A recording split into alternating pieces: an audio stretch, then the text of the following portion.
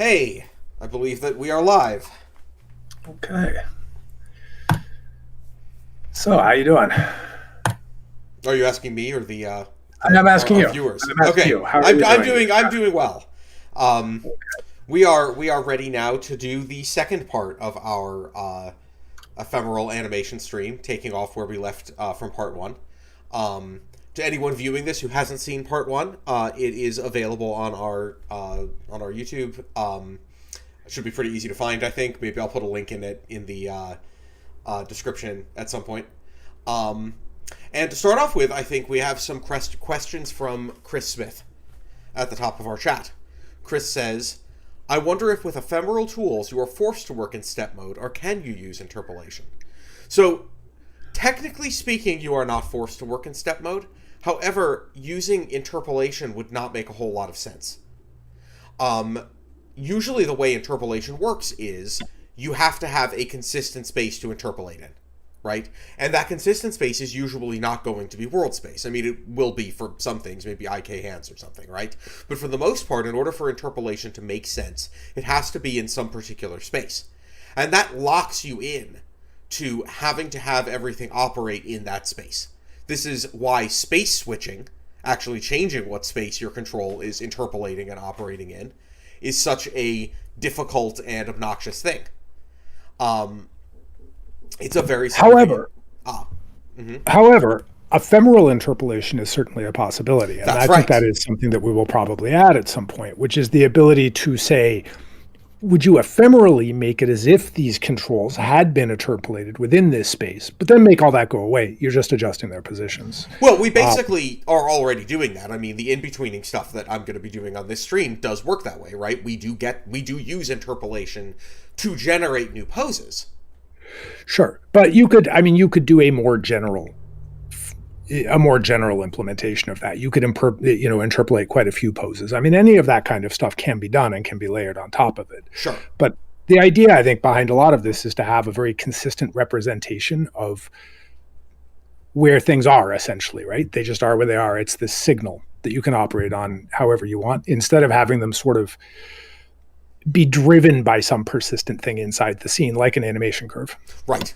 So the upshot of all of this is, if you were to have these controls be interpolated conventionally, they'd all get interpolated in world space, or at least a. I mean, it doesn't actually have to be world space specifically, but the same space, which means that you wouldn't really get anything very useful out of that. I've done it before, actually, in some very specific circumstances. It's not really all that useful. So it is very much about working in this purely pose-based way, using like dense animation data, using the idea that you are working with a dense series of poses.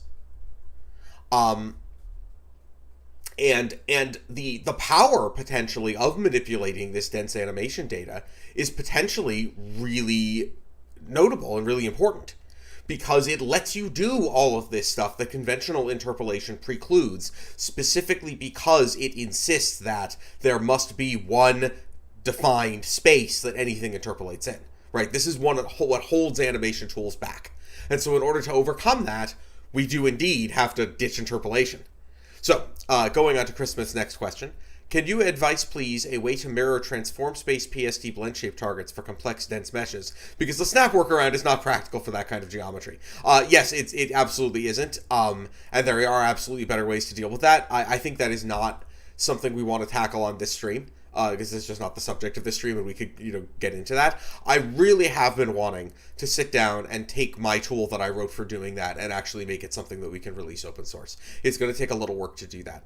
But yes, the whole thing I did there, and to make it clear to anyone who didn't watch previous streams, Chris is referring to an earlier stream where I showed mirroring transform space blend shapes, and because I was specifically trying to do it without Python scripting, I actually went and did it manually by flipping over a copy of the mesh and then moving all of the points manually into a mirrored position. The only reason I did it that way is I was trying to do it, and maybe this was a mistake, frankly, without scripting, because that's not a practical thing to do, but I wanted to show how would you do this if you couldn't script. But the fact of the matter is, you need a tool for it, and I have a tool for it, and I would like to release it publicly. I just need to do a little more work on it. So, other than that, though, I mean, we could do a whole stream. Honestly, I think, tell me what you think of this, Tagore. That could be an example, actually, of a stream that's basically about Python scripting. I think we should do some stuff about Python scripting. It's just so generally useful. Yeah. And that might be actually a good thing to sort of incorporate into that stream. So that's something we may address on a future stream. It's not something we should go into in any real depth on this stream, though. Eric Hicken says, that actually makes me curious. Do the various modes for controllers use the same rotation order, or does it change? So let me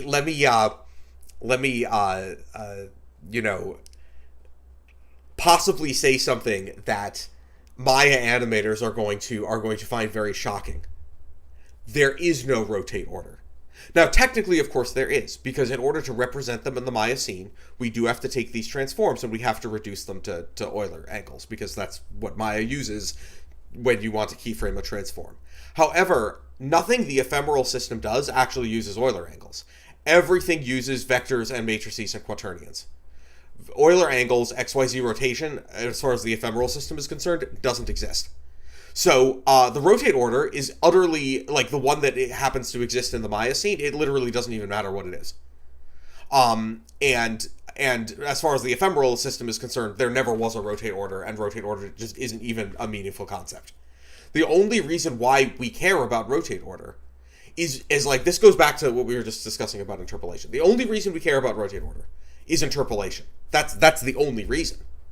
And as long as we want to be able to interpret things such that you can sort of make some visual sense of them in a graph editor in the normal sense, like I think you could make a different kind of graph editor that might work better, but if you want to be able to have XYZ rotation tools, like curves, like animation curves in the usual sense with handles and all of the things that, we're used to, right? If you want to have those things, then you cannot change the space that anything is in, because how would that even work?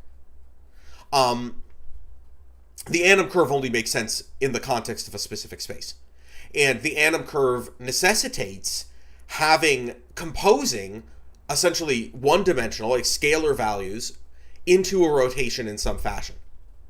And the way that And this is essentially, I mean, this is why we even have Euler angles. This is why we even have XYZ rotation curves, which in my view, we should not even have. Like those things are evil, right?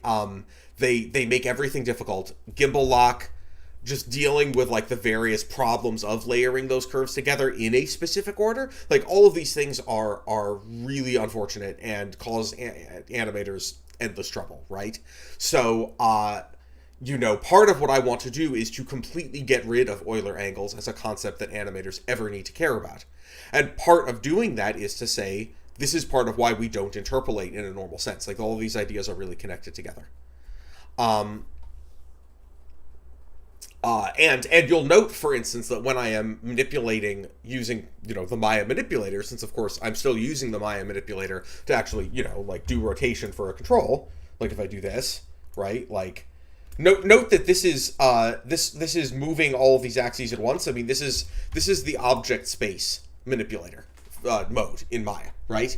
Meaning, it's not you're not going to ever be able to gimbal lock that because it is not representing your actual XYZ rotations at all. Actually, it's doing its own math that then gets reduced to Euler, much as the ephemeral system does. Actually, right. I mean, and the thing about it is that you don't get gimbal lock from single rotations, right? It's from composing multiple Euler angle representations that you get it. So single rotations, you can look at any single rotation as basically being an axis angle rotation just as easily.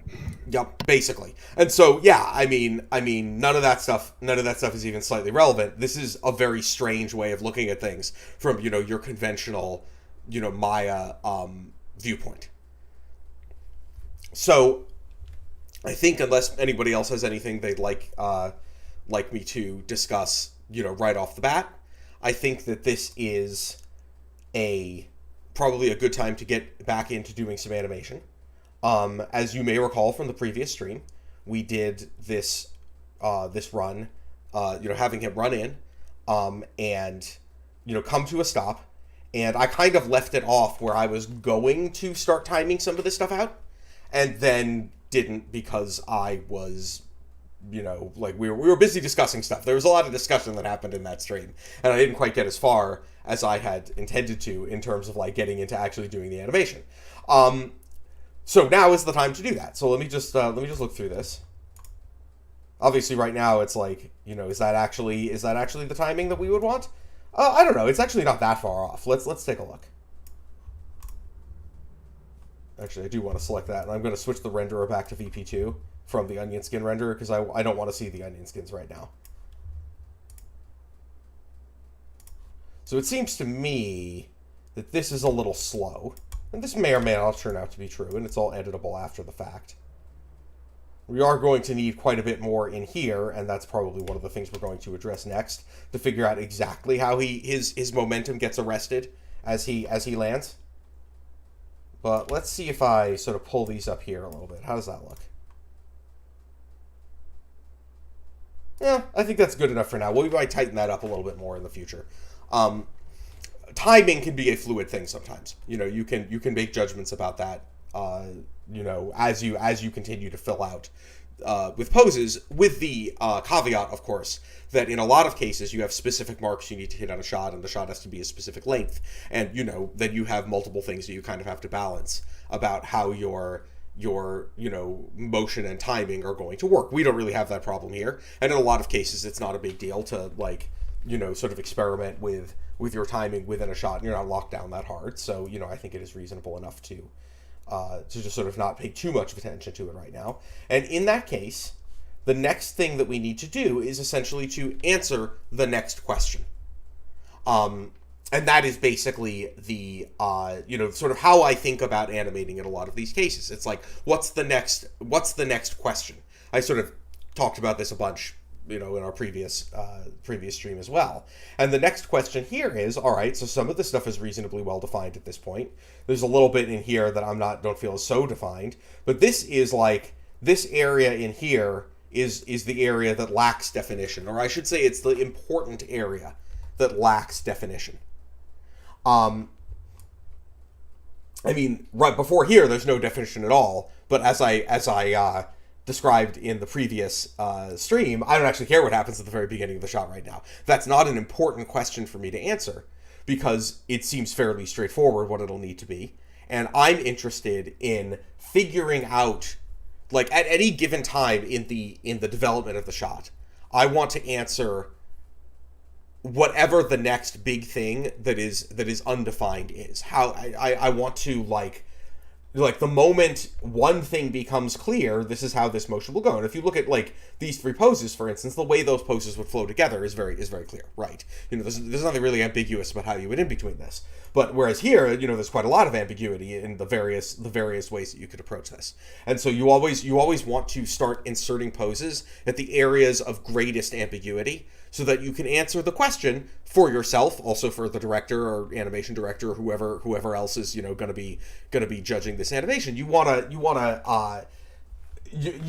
want to spend more time there, and as a result, in my view, blocking can very well often be a situation where you have a lot of tight poses in some parts of the shot, and it can be very loose in other parts. It all depends on what's necessary to communicate what is this shot going to be like, and to give yourself and whoever else is involved in like approving the shot or whatever the ability to judge how will this shot feel when it is actually when it is fully in between. So let's see. I'm going to think about this a little bit.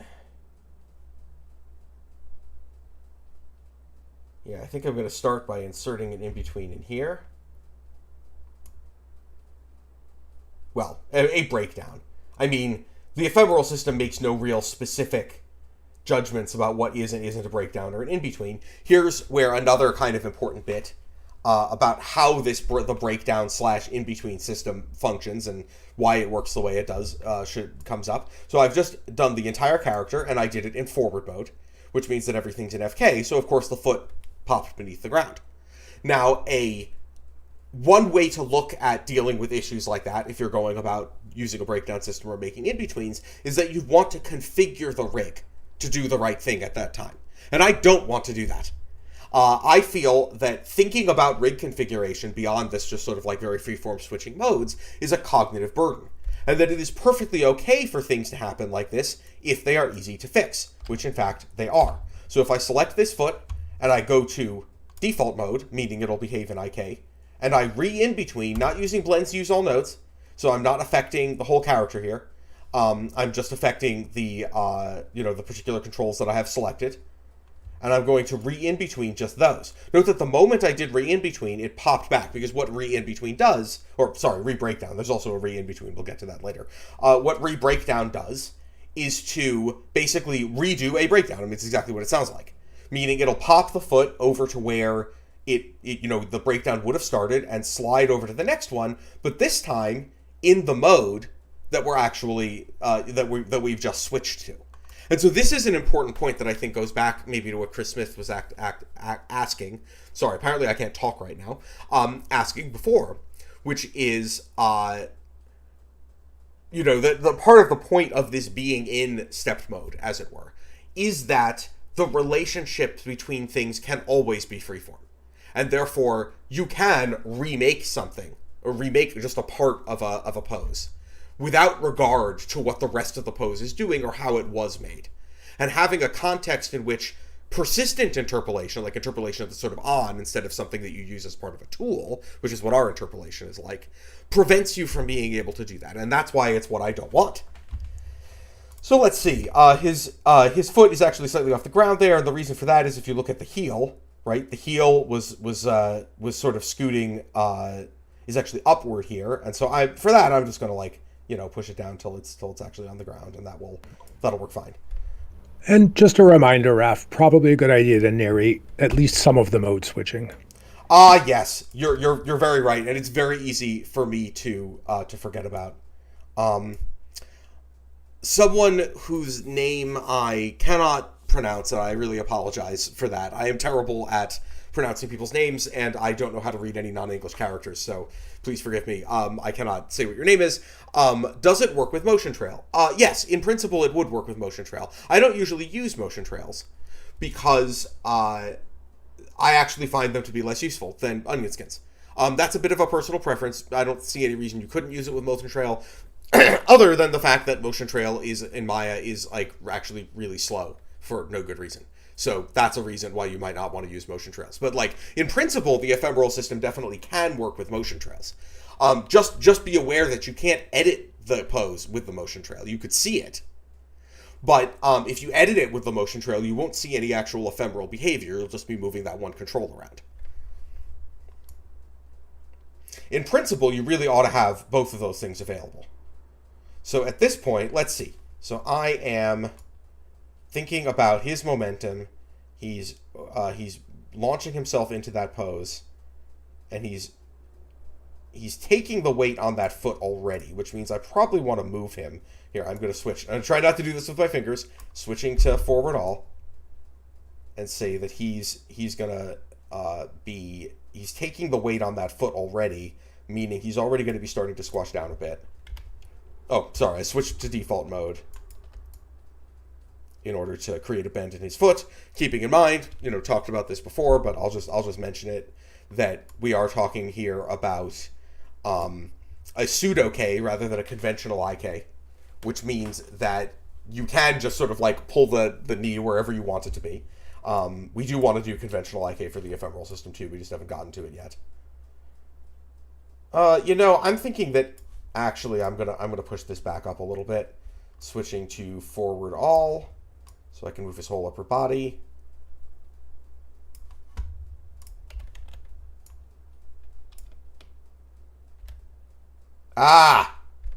Did I do that incorrectly? I did do that incorrectly. All right, I just did something very silly. This has to do with like something about the tools that's a little bit incorrect. I forgot that I had not turned on my pick walking tool, and as a result, when I hit Shift D or Control D or whatever it is, I actually duplicated this, which would break everything. Now I fixed it. Why don't I have my why don't I have Pickwalker working? 1 second. Oh. Huh. You know what it was I introduced it into the button that I used to launch the ephemeral tools, and then Maya crashed at some point or other. And I, of course, lost whatever change I had made, because that's how Maya works. I'm going to ignore that for the moment. It's not worth going and digging that up and fixing it in, on stream right now. I'll just use the picker instead.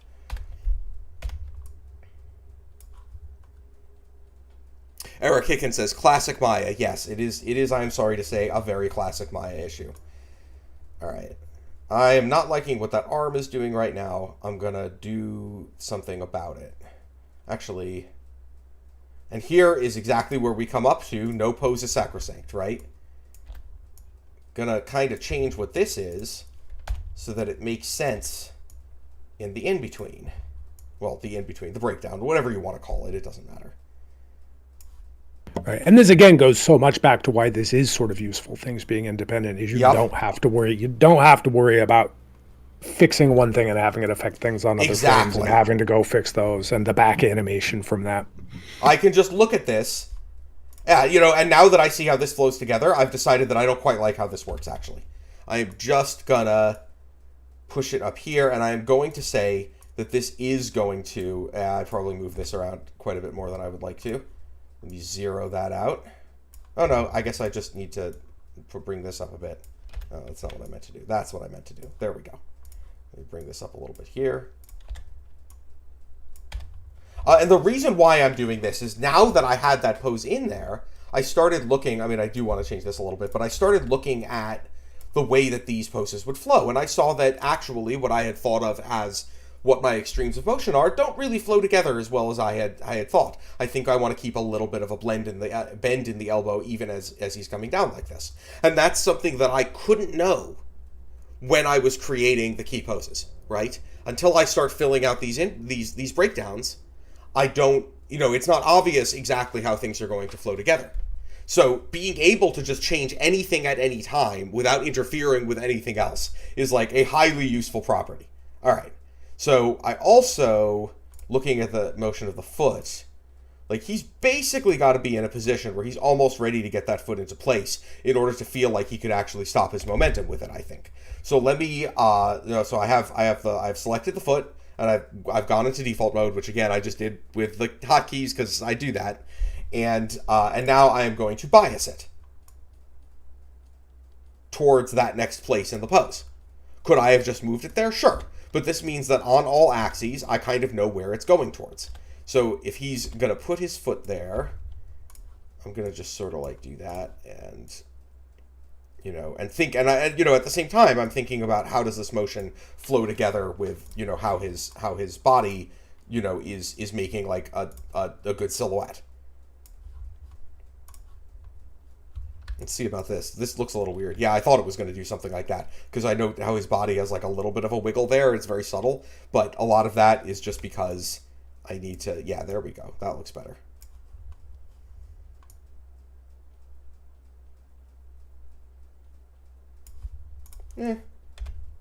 It's kind of the equivalent of a traditional animator. I'm going to line this up a little bit better. One thing about pseudo-K is that it doesn't enforce having the knee point in the same direction, so it's often useful to just be like, no, I'm gonna make it be where I want it to be. But I think I don't want it to quite be reaching quite so much at this point because he is stopping and overshooting. Like the other way you could do it would be to actually push it out a little further. Maybe I'll try that out. Like, what if I do like that? There, let's see. No, that kind of looks weird because there's like not a good reason why the momentum of the foot would come up and down like that. It doesn't feel like to me. So yeah, I think I'm going to try. I'm going to put it sort of back here like this. Well, let's see how this goes. Well, for one thing, as I look at this motion, I feel like having the hand up like this. And the problem was these two poses previously were too similar. And it felt like the motion of the hand relative to his body was kind of like arrested a little bit. And that didn't feel right because it would have so much momentum at this time. So like this is kind of how like I go about creating these poses is I just sort of like I make them and I look at how they flow together and then I make judgments about them. So this may or may not need some further adjustment, but I'm just going to leave it the way it is for now because I don't necessarily see it being something that is like a huge issue or anything. What I am going to do, well, I do want to adjust where that his upper body is a little bit there, I think.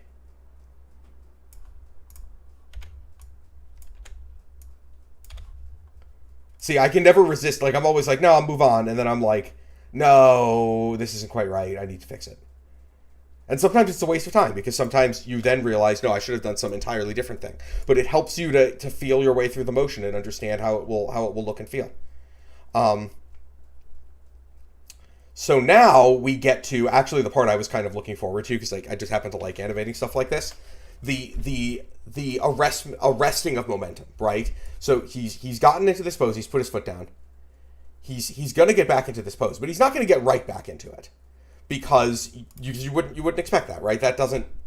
He's got so much forward momentum at this point, and he's starting to arrest it with his foot, and therefore his whole upper body is going to have to overshoot the position that he's in, and then come back up, largely by sort of pushing off the ground with that foot into the pose I want him to be at. And here's one area where I feel like the animation script, as it were, that is often sort of advocated. Like, if you're like, you have one pose, you have another pose, you're primarily thinking about like some overlap getting into that pose, is insufficient, right? When you have, and it may be sufficient in some cases, right? But in a action shot, in something where the character's moving around a lot, the problems of momentum are really significant, and they mean that you're never going to have any pose, really, that's just a pure extreme of motion, right? You have this flow of them. All right, so let me, I'm going to go to forward. I'm going to break this down as he's going into the next pose. I'm then going to re-break down the feet in default mode, just as we, have been talking about how I can then prevent them from like going through the floor or whatever they might otherwise have done. And obviously, like, this is no good, right? Like, he gets into this pose and his momentum just stops like a wall, right? This would be a classic wall hit there. We're not going to do that. We are going to do something different. We are going to switch to, again, trying not to do it with my hotkeys. I'm going to switch to forward all. So he's overshooting this, but he's also got to be bringing the momentum of his. Let me actually in backwards mode. I'm going to rotate his foot up a little bit by the toe. So he'll have to bring it back into I don't know, I might do something different with that. We'll see. Sorry, I gotta turn that off.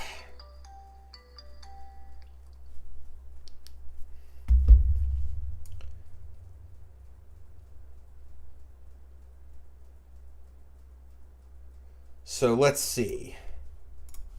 I think his upper body needs to go further. And note that everything about this is very similar to how a traditional animator would like flip through, the animation paper, right? You'd roll it on the animation stand. This is all like a very similar way of thinking about things.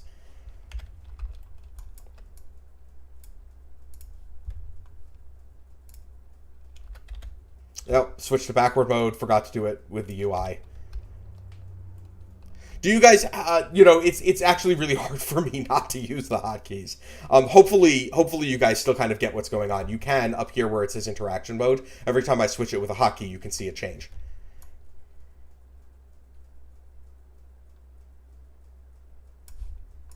All right, I'm going to bring this down a little bit still. And then, here's an example. So I'm going to take this whole arm. Here's something pretty hard to do in a conventional context. I'm going to switch to forward mode, and I'm going to bias just this arm back towards the previous pose. Because I feel like if he's in this pose at this time, by this time it'll still be more straight. Now I actually do need to modify that a whole bunch. But it's still this really useful way to get you close to where you need to go. And having that speed and being able to apply it at any time without concern for like whatever else the rig may be doing is a pretty important part of what this workflow is supposed to be like. Now here is an example of that question I was saying about like about extremes of motion, right? Which is that this was my key pose, and I'd had his arm like pretty straight in the key pose. But then when I started looking at it, how it flows together, I realized that it didn't really make sense for the arm to hit its extreme there. There is one thing about the conventional idea of being able to like offset keys and stuff that we tend to have with animation. We have this idea that things should hit their extremes on different frames, and that's perfectly true. It's just that doing that through the normal keyframe system makes it exceedingly difficult to edit, because everything you do affects everything else, and you can never, it's so hard to know like what the consequences of anything you do is going to be.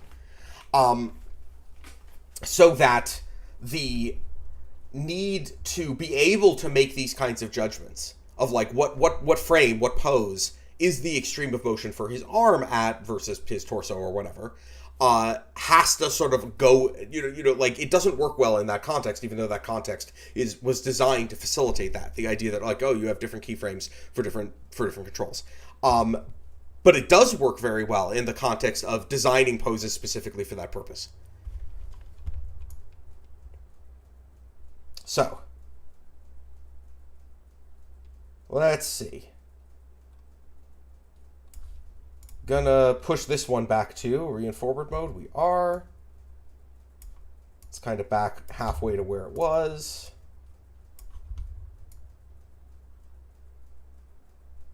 But here we can also look at this not just as a thing in forward, but a thing that is happening in world space as well. Look at the position that his hand goes from. So it goes from here to here. It's sort of a little hard to see here. I don't know if you guys can see it well on stream, but there is a red outline there. And so even though I've blended it in FK, I can see here that there's actually this kind of weird dip when you look at the when you look at the onion skins, and I can just correct for that and put it up here, and now get something where the flow of the arc, maybe up here a little bit too. So can you see sort of the flow of that arc and how easy it is to judge that? Imagine you're in a graph editor. Now you can and you have your arm in FK. Well, you can judge, well, where is that arm? How close to the next key? What is the flow of the arm, that particular value into the next key? You can judge that. But there's no way to judge from a graph editor what is the arc of the overall hand and arm. And that's what actually matters. That's what the audience actually perceives.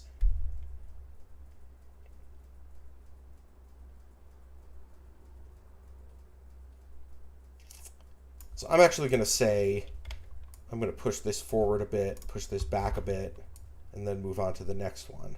Oh, and I wanted to do something with his head first. Because his head, actually, if you look at it, I think his head should actually be more back at this point.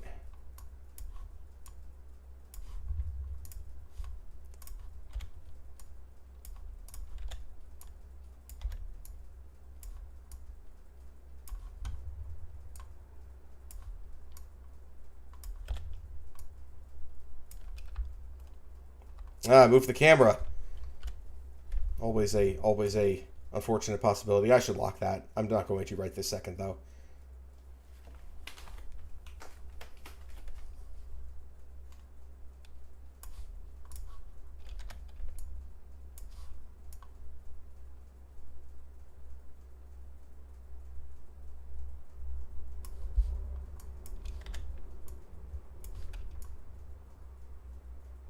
All right, that was one pose. Let's go on to the next one.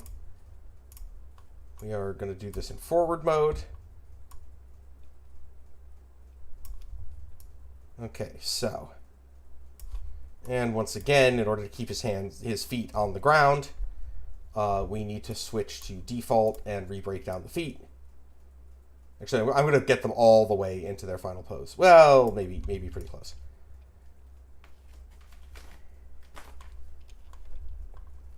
So what we ultimately need to do is to get the arms into this bent position. But as he's arresting his momentum, so here, let's, again, in default mode, let's push this back towards the place where it's eventually going to be, maybe even up a little bit, so that we can get a little bit of an arc coming down and around into the hips' original position. Because if you think of the arc of the hips, like, each thing has its own arc, and you want them to, like, play together nicely to form, like, this nice, like, nice like spiral shape through time. This is one of the things that actually I think makes really good animation like really work. Like if you look at like stuff that James Baxter animates, or I mean, I always have this one example that I just bring up because it's so beautiful. So the animation in the Jungle Book of Kaa when his body's all like knotted up, it's just this like all of these tiny little arcs of all of the different parts of the body just adding all together into this big sort of concert of motion, and so much of what makes animation work is like the little arcs playing into the big arcs.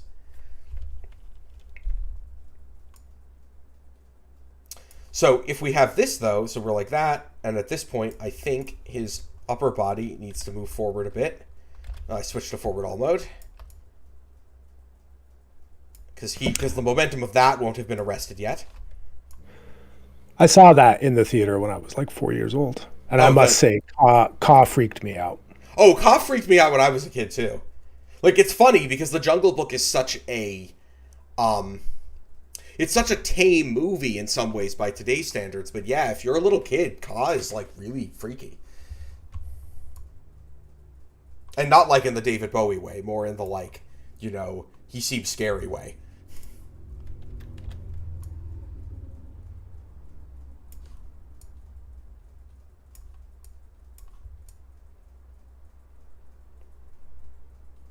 So, again, looking at the arc of the hand.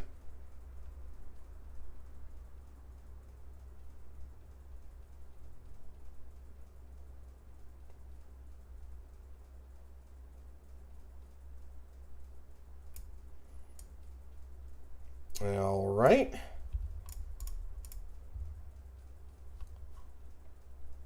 think we've gotten to the point where I can start doing the breakdowns, just starting with default. Yeah. So all right, so he's gotten there. He's pushing. So you have to imagine him pushing off with this foot in order to push his hips back into position. Like that's what would motivate that motion. Maybe we actually went a little too far with that. Maybe I want to bias it back a little bit towards the previous pose, because it's like it was so fast before that I think it might have like sort of overwhelmed the other bits of motion. All right, so what we need to do here is, so his upper body is there. It's going to be overshooting a little bit more, I think. You can imagine his head coming forward a little bit. Actually, I might even bring his head even further back in this case. Here, let me get his head and neck and bias that backwards.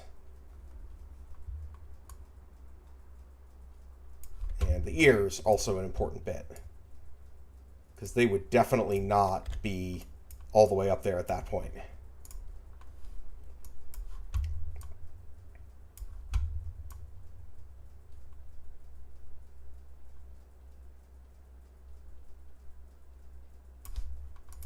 Squash his head a little more, I think.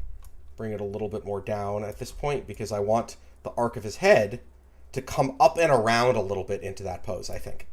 So I'm going to bring it a little more forward, which is, to a certain extent what I'm doing doesn't really make sense because I'm bringing it actually really to the side. But I don't really care very much like what it looks like in the side view. I only really care how it feels from the camera's point of view. Obviously, if you're working in games, that doesn't apply. You really do need to care about what it looks like from any point of view, which is hard.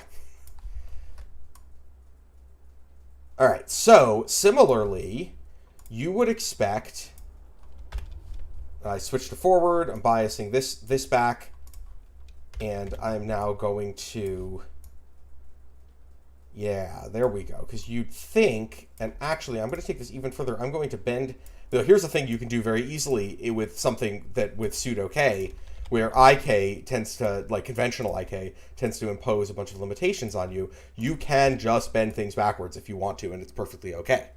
Because if I am manipulating the hand and I switch to default mode and I'm doing it in pseudo K, then it doesn't care what plane anything is on, right? It doesn't care if where the elbow's pointing. It doesn't have a concept of that. The elbow's just suspended. And it does for this kind of cartoony stuff where you want to be able to do things like hyperextend the arm. That just, it just makes things simple, compared to, like, you don't have to think about it very much, which is, and sometimes with IK, sometimes you really do have to think about it. Do I actually want to hyperextend it that much? I'm not really sure. Is that too much? It might be.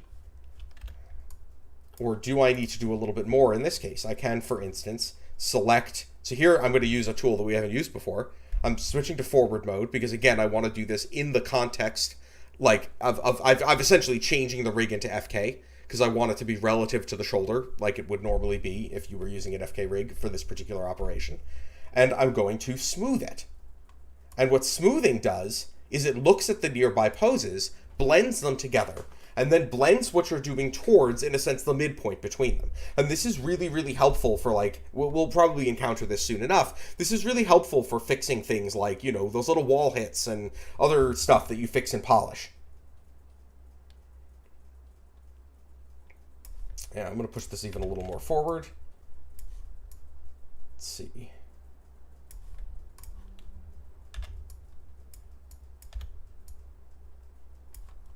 Maybe do something with his fingers. I haven't done a whole lot with his fingers because, frankly, this character doesn't really demand it. But I do want to make them be a little different there. Maybe in the previous one, too. Yeah. Here's another good use for smooth. It's just going to smooth it out. Although, actually, no. I want to bias it. I want to bias it forward because I really think it should have pretty much the full thing. Yeah, there we go.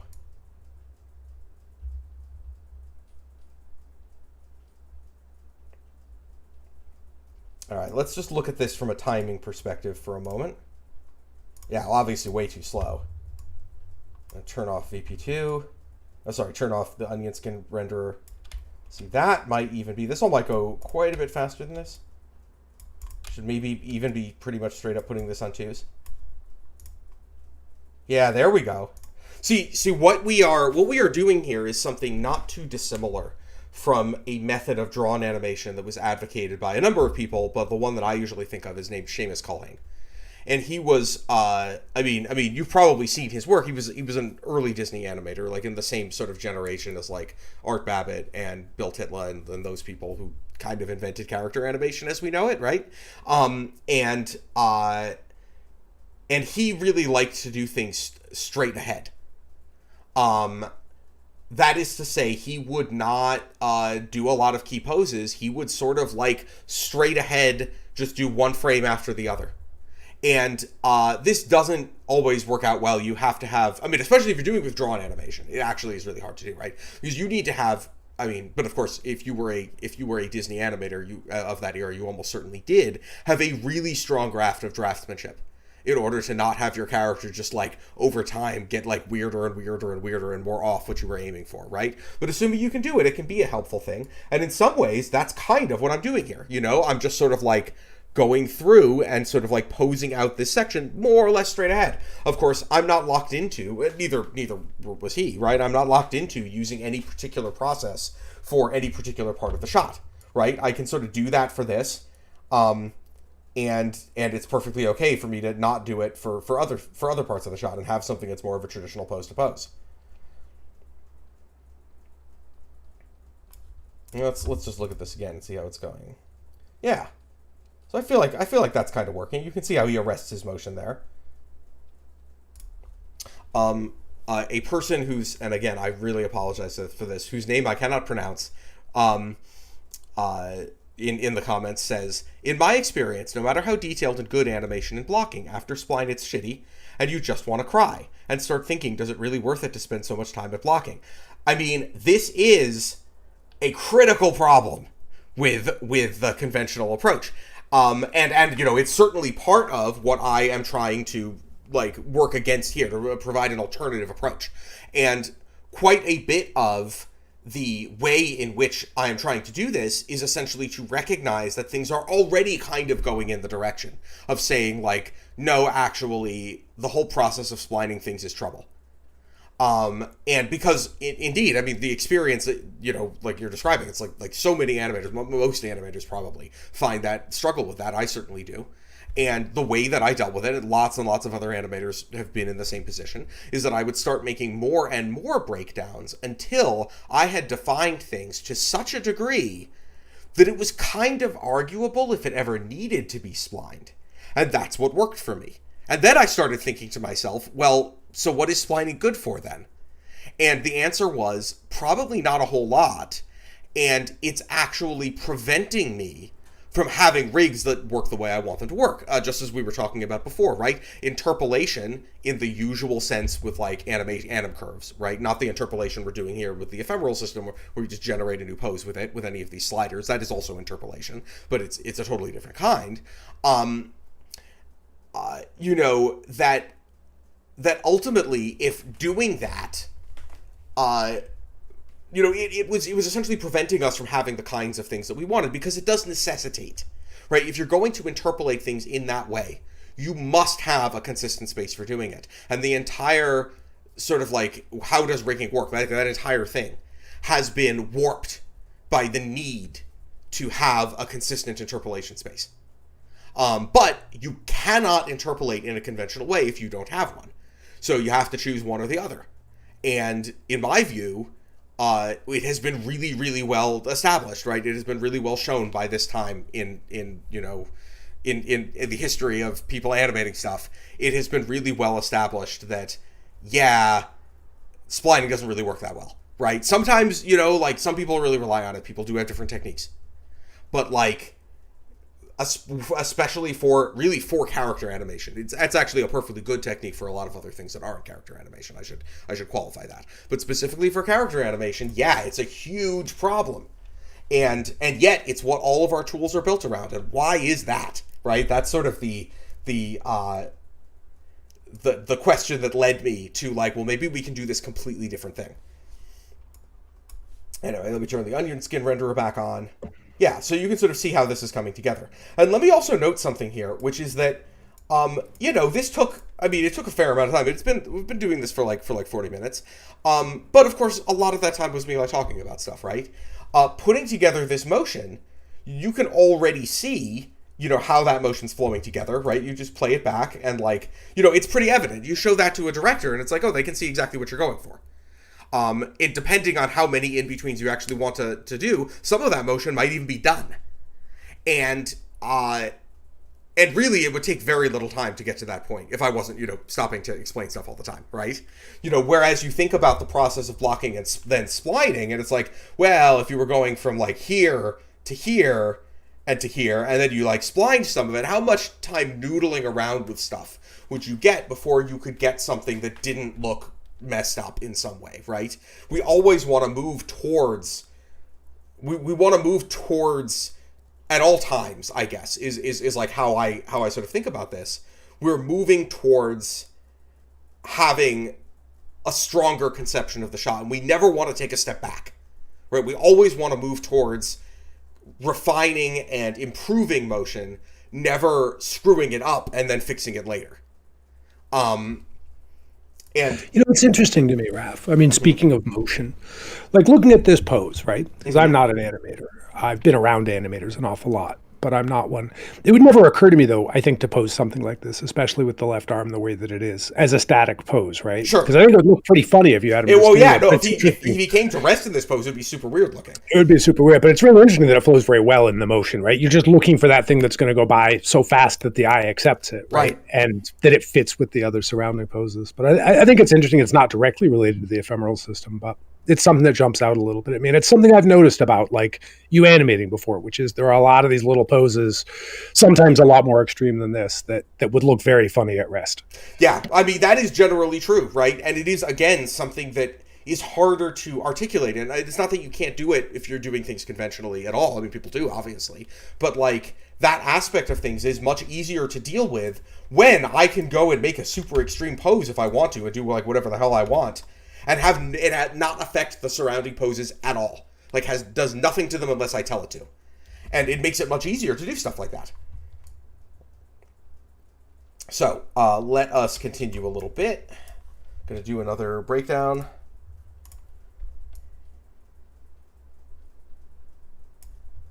So if we think about the momentum, this now actually what we kind of really want is to overshoot this a little bit. Like overshoot his body. Now we're going to use a different slider, which is actually one I don't use a tremendous amount, but is I think sometimes really valuable in cases like this. There is an actual overshoot, but that's not quite what we want here. An overshoot would be if I wanted to take this pose and then look at the difference between these two poses and use it to push something further. That would be overshoot, at least in the parlance that I'm using in the ephemeral system. Here, I basically want to take this pose, and I want to push it further away from the previous pose, as opposed to towards it, i.e., it's a reverse bias. It pushes it in the opposite direction.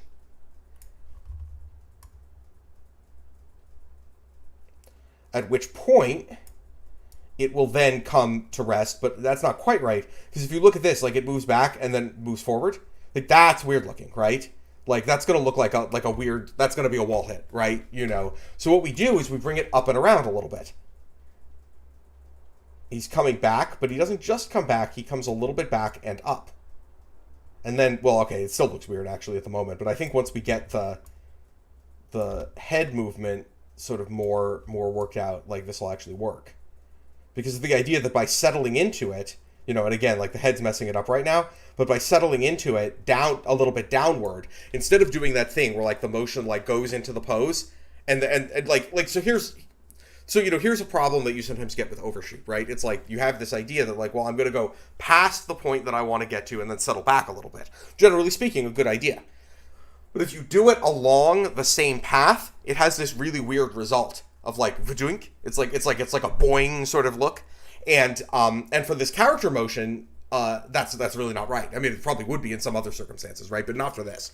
And so the way that I feel really works there, and you can see this in a lot of animation. Different people probably call it different things, but I think of this as being like a hook arc. Like, there's all these little arcs where, like, you're going into a pose, but you don't go past it. You come slightly to the side or above or below it and back and around.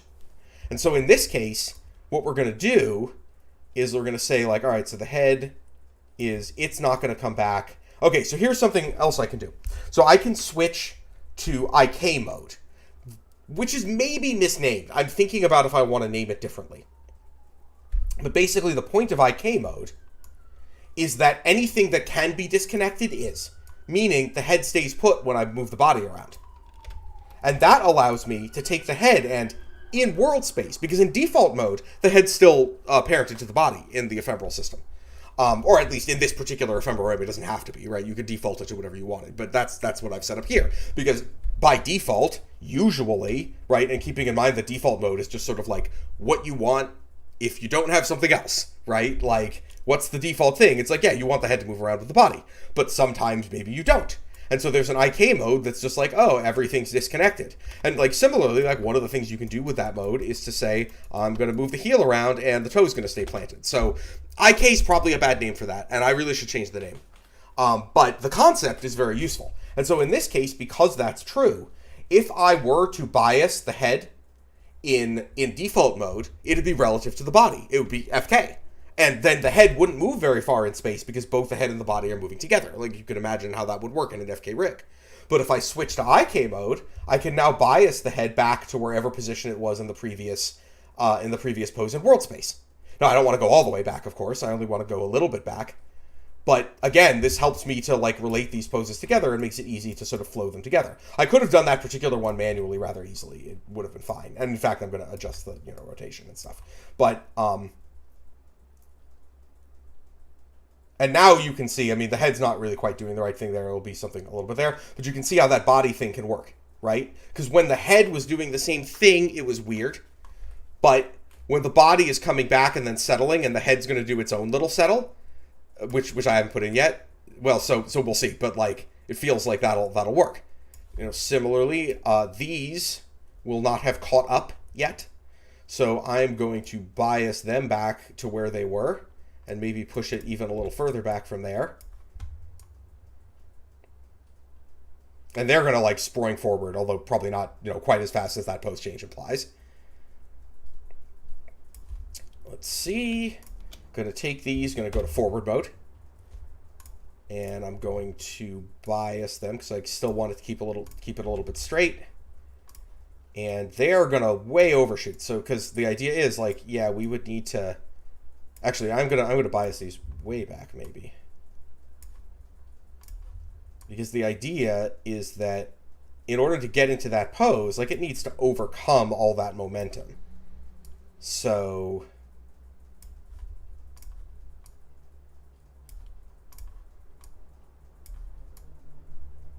yeah, that'll work, I think. But what's the other hand going to be doing? Let's figure that out now.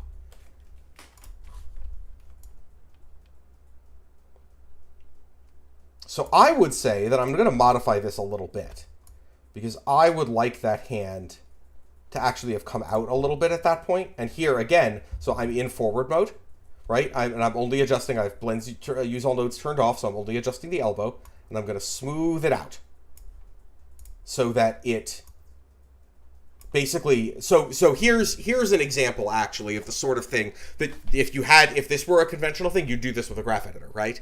Like, you'd be like, oh, this is the motion of the elbow, and I have a graph of that, and I'm going to pull on the handle on this, and then, it's going to have some effect on these poses. Or if I had more densely keyed stuff, as I usually would if I was animating that way, I'm going to go into the graph editor and I'm going to move this, and then I'm going to move these a bit, or something like that, right? You'd be looking at that along one dimension. Here, one nice way to do that is to say, well, I make a change to a pose just directly, visually, no like indirection with a graph editor or anything. I'm just going to make a visual adjustment to the pose, and then I'm going to blend in that result using bias or smooth or a number of other ways that I have of relating poses to each other into surrounding poses. And I also have, and we'll get to this in a little bit, I have like a smooth over time and stuff. Once we start seriously in-betweening, it'll become a little bit more clear. And so now let's look at what's happening here. So his arm is, that's sort of the, let me pull that out a little bit, because again, I can see the arc. Pull it out a little bit, and I'm going to say, if he's going to come back in, then it's probably gonna, let's see, what's gonna make sense there? Yeah, I think that'll work, but that of course means that this would be a wall hit. So this one I'm just gonna do visually, because I have a really clear idea of what I would want it to be, I think. So you can sort of see, it's a little, let me adjust the settings on that for a second, because I think it's a little hard to see. Now, oh yeah, don't, yeah, that's not right. Let me make this a little easier to see, because I think on stream it might be hard to see where this hand is, but like there is a ghost of this hand here. Yeah, you don't want it to be too strong, or then it gets a little hard to look at. So whatever. I think it'll work. All right. So maybe what I do with this is I bring it down and around a little bit. I think that'll work. Okay, let's take a look at this.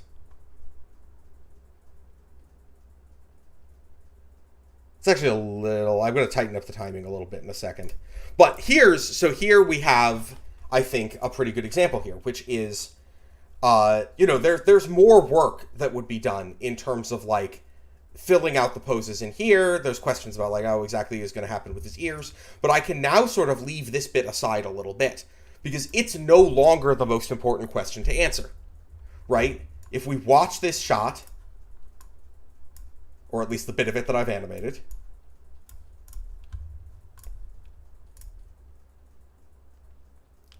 like, I could show this to a director and not be like, you wouldn't understand. Like, here's the thing you never want to have happen when you show stuff to like whoever is approving your stuff.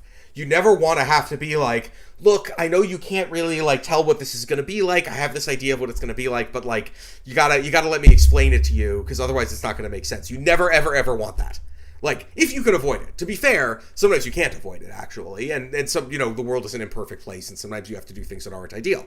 But what you really want is to show them something that didn't take you all that long to do, but where they can immediately look at it and understand what it is. Like, if it's self-explanatory, that's the best possible thing, and that's what you really, really want. And so you can imagine, like, I would probably add another pose at the beginning or something, because, like, I'd want to define that a little bit, and maybe that is what I should go back to now.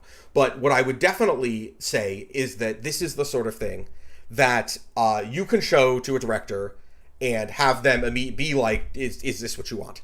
And have them be able to judge it effectively and tell you if it is or not. And one of the things that I like to try to accomplish with stuff like this is that you ideally, and sort of part of the point with the ephemeral system is to be able to get to this point, right? Be able to do something where making motion is fast enough that you're not constantly worried about like, oh God, what's going to happen if they don't like it, right? Because what you ideally want to show the director is, or whoever, or yourself even, like if you're the person doing it, like what you want to be able, someone, you or anyone else to be able to judge, is to be able to look at something that is in a sense strong, that has like a strong identity of its own.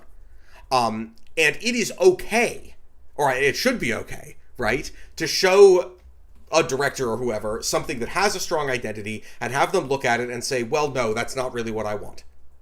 And what I think is ideal is you can do that, they can say that, and you're like, oh, that's no big deal. I only really spent, however long, maybe a day so far. I'll go back and rework this stuff and like take it from a different strong point of view. Because what you want to avoid, and I think animators get so caught up in this when it comes to like noodling around with the graph editor, is the thing where you're not quite sure what the director wants, so you show them something kind of wishy-washy. It's neither fish nor fowl, because you're afraid that you're going to do something, you're going to put a lot of work into something that they won't like. And so you try to do something to kind of hedge your bets. And this is, in many ways, in my experience, this is like the worst thing you can do. Because what ends up happening is the director looks at it and says, like, I don't know, maybe that could work if, like, now what if we just, like, tweak his hips a little bit, or maybe if we tweak the hand a little bit, it'll be okay. And that's just going to turn into an endless churn of notes. I would rather be in a position where I can show somebody something quickly, and if they totally reject it, I'll be like, oh, that's fine. I'll do it a different way, and not have that sense of like the sunk cost, right? The sunk cost of doing a lot of animation,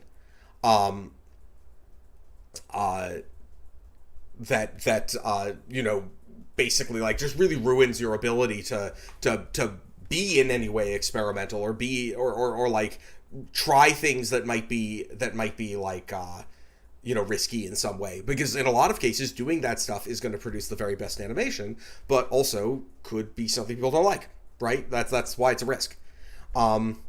Anyway, so we have a comment here, yep. Raph. How you will make it beautiful blocking to 24 or 30 FPS. So I'm not quite sure what you mean, but I think what you mean, tell me if I'm wrong, is what we have here, of course, is, it's still relatively loose blocking. Like, you can definitely look at it and understand and judge it, but it's not, like, fully in between by any stretch of the imagination. So how would you actually do that, right? And actually, that's a big part of what I wanted to talk about today, right? So what I would actually do, if this were a real shot, here's what I would do. If this were a real shot, I would now go from here, because I feel like I defined this well enough, and I'd go back to the beginning, and I'd say, okay, here's an area that isn't defined at all. I've answered the really important questions about this, right? I feel like I could show this to somebody, and they could judge it, and they could tell me what they thought. So now I better go back and fill this in. But I think maybe I won't do that today, because part of what I want to discuss is, okay, how would you actually take this to, like, actual finished motion? And if we were doing stuff where the motion is on twos, note that this little bit here could potentially actually be finished. But probably I would not actually do this little bit entirely on twos. Usually, even when I'm working in a cartoony, like, ones and twos kind of context, I will mix in ones and twos. And this is some fast motion, so you would expect to have some ones in here maybe. So I think what I'm going to do now is take a section of this animation, probably right up until he gets fully into this pose, and actually completely finish it. And be like, this is exactly what I would do. This is what I would call when I would call the shot done. Just for this like little section. And so then you can see how would that work in this methodology? Because again, you will never see me spline it, right? There will be no graph editor. This is the tools that you're seeing me use here, with the exception of some additional like over time tools that you haven't seen me use yet. Like, these tools are pretty much like you use these to finish the shot. So yeah, let me do this. So let's see. So to start off with, I'm actually going to adjust this a little bit, because one of the things I'll usually do when I start thinking about in-betweening some stuff more is that I will go back into the poses and just look through for anything that I want to tweak before I get to that point. And in this case, I think it's partly that I want the ears to actually be traveling a little bit forward at that point. There we go. That could work. So yeah, here's a little bit of an area that's still slightly undefined. Let's define it more fully and then go through it in between.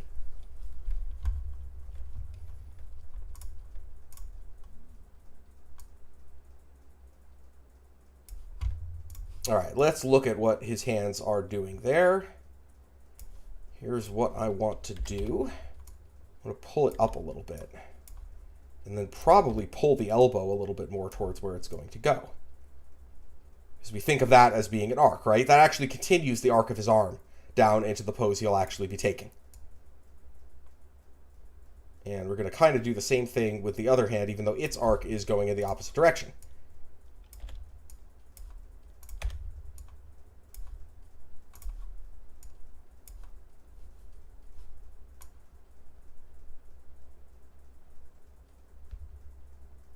Actually, I don't really like that movement of the arm. I think it does need to come up a little bit and around a little bit so that it's more like that. Yeah, that's better.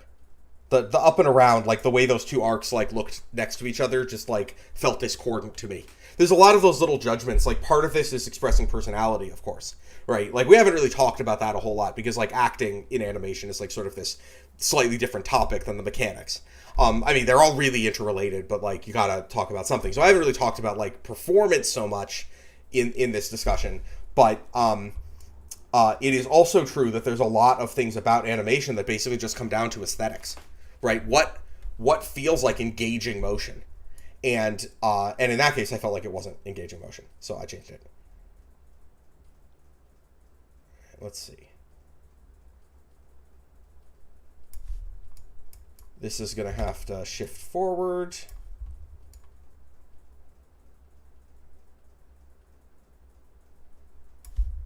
Maybe I'll push this down a little bit. In a sense, what you're seeing me do here is not too dissimilar from the polish step that you tend to get in a lot of animation, except that I'm not having to go screw around with any splines to do it, right? I'm getting that subtle feeling better, right? You know, that looks better. Probably going to add a blink at some point, but I'm going to worry about that after the fact. All right, so let's just focus on the area I wanted to do here.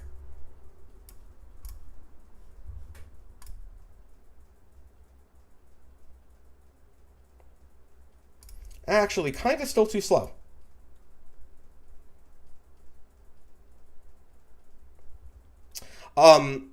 Adrian, I am going to mispronounce yet another person's name. I'm so sorry.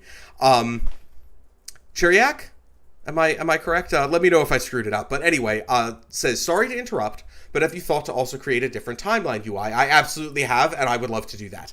And in fact, that was one of the things I wanted to do with the one of the very first things I wanted to do was actually write a new timeline UI, and then it turned out that was actually one of the less important parts, right? It would be really helpful to have a different timeline UI that was geared to this, but getting the actual functionality working could still work with the standard Maya timeline, so it was not a priority, and it still isn't.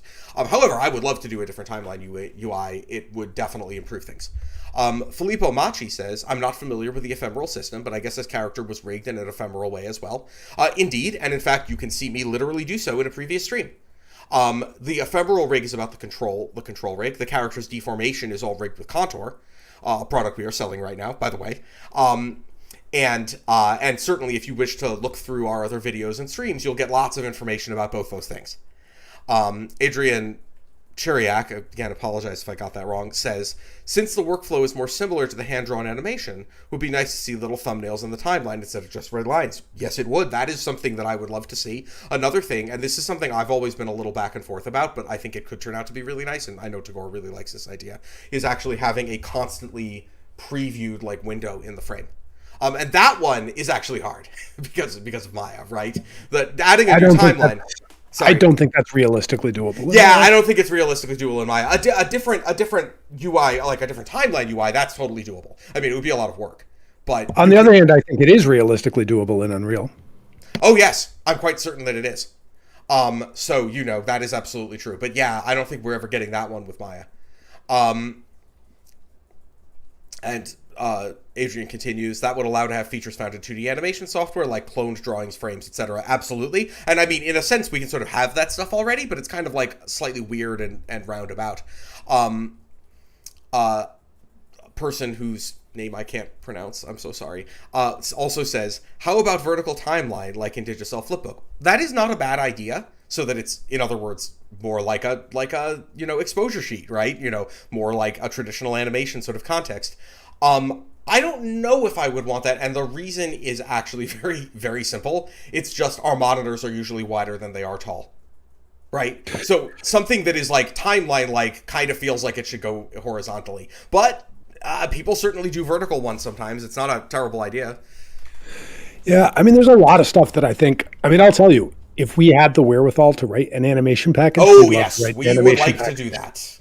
However, the level of resources it would take to do that preclude that. But if you happen to know somebody who has several $1 million and a lot of patience and wants to talk to us, we'd be happy to talk to somebody about it. But that is kind of like the level of resources it would take to just start looking at it.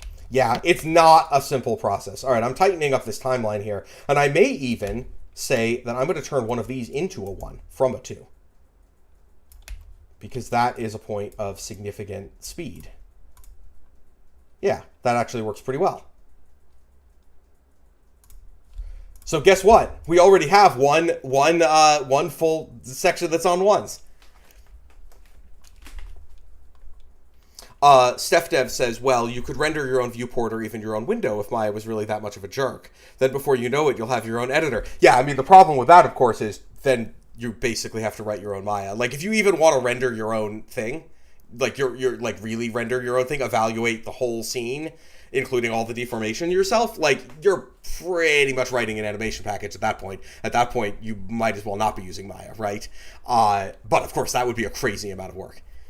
Yeah, and there are some implementation details just involving how Maya works that make that, I think, pretty difficult.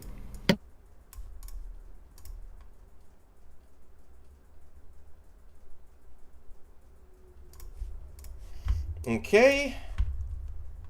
Let's do this in forward.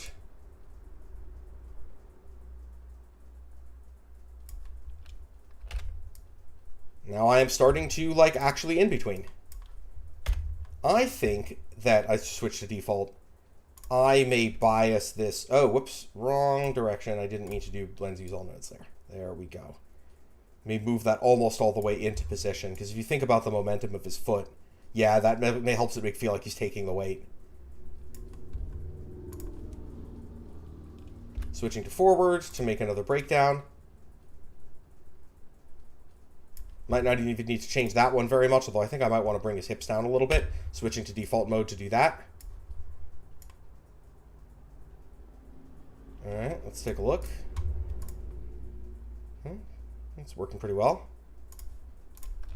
It's this animation is very, like, animation-y, right? Like, that's the style that this is being done in. Not everything would necessarily, like, have quite such a loose style, but, it works very well for this character. Eric Hickens says, maybe we could convince Autodesk to make you rigging and animation product owners. Oh boy. Yeah, I was a little bit unsure about even touching that one. Yeah. Yeah, I think that much as I have great respect for what Autodesk has achieved over the decades, right? Like, it has enabled Maya has enabled the animation industry in a lot of ways that, nothing else was really going to at that time, at any rate. I don't know if I would want to work for Autodesk. Yeah, I mean, like, I don't know if I would want to do that. Eric Hickens says, it's a bit of a shame that they haven't already. Yeah, I mean, I would love to talk. If Autodesk wanted to integrate some of our tools, we would love to talk to them, right? I don't know that we would want to be their employees, though. I wouldn't rule anything out, but you know I would what? say I also would not. It would require a lot of thought. Yeah. But I also don't think that's very likely to happen. No, I think that's very unlikely.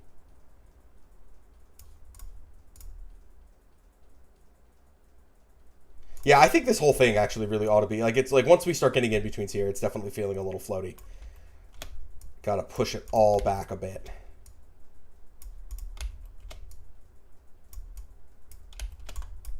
Maybe like that. Yeah, better. There's something weird going on with that foot, though. Let's fix it. Yep. That's easy enough to fix. That's probably because I never re-broke down that one. So that's what I'm going to do. Yep. Halfway. Because you do want it to slide a little bit, or that was my intent anyway. Maybe we don't. Let's see if that actually looks weird. You know, it does look weird. I'm going to fix it. So, let's talk about how you'd fix it.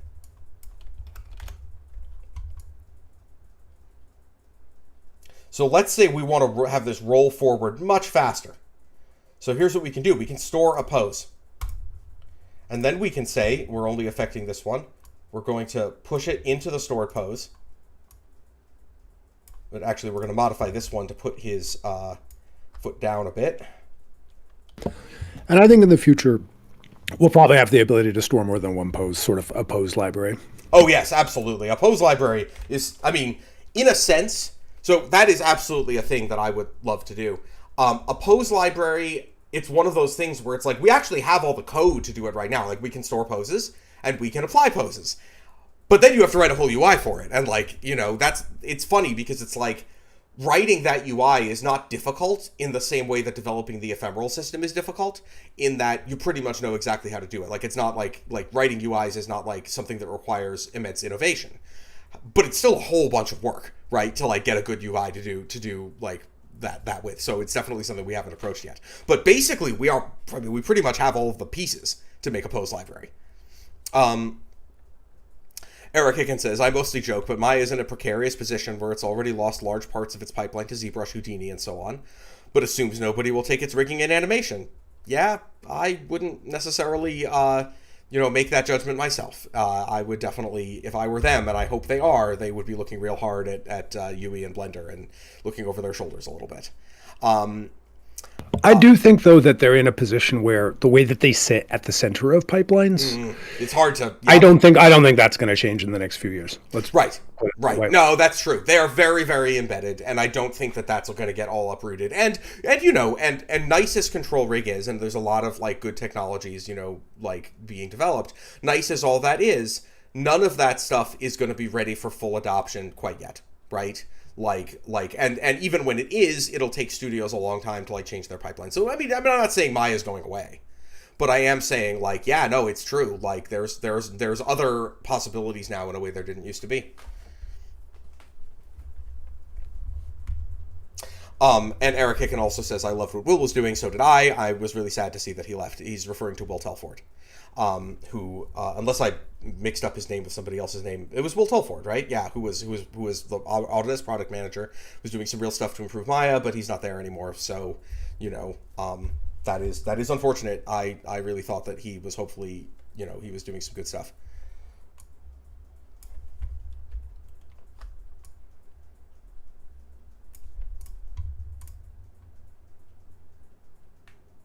All right, let's take a look at those ears before we do more full in-betweening. Because what they're doing here actually might be a bit too much when you look at the actual speed that his head's moving and when exactly that happens. But we definitely do need something in the middle here to define their motion. Oh, right, I'm only breaking down the one thing. That's not what I meant to do. There we go. Let's just take a look at those arcs. So, hands are coming around here. They're settling in. Actually, what I should do is I'm going to re-break down the whole thing and just bring it closer to the end. Because, really, you'd expect that. But, again, it's a little bit... Oh, whoops, wrong mode. It's a little bit of a hook, right? So if you think about this hand, you think about the way it's coming around into its pose, we don't want it to just be like a totally straight line. We want it to overshoot in a pretty subtle way. You sort of see that? It's like, it's not... Let me just put it slightly up. It's not like a huge thing. It's not like going like way past and coming back. But it's also not just going straight to where it's going to go. And I'm going to actually do a little bit with the fingers there too to just sort of open the hand slightly there and there. And actually, maybe actually go a little bit like that at that point, and with the thumb as well.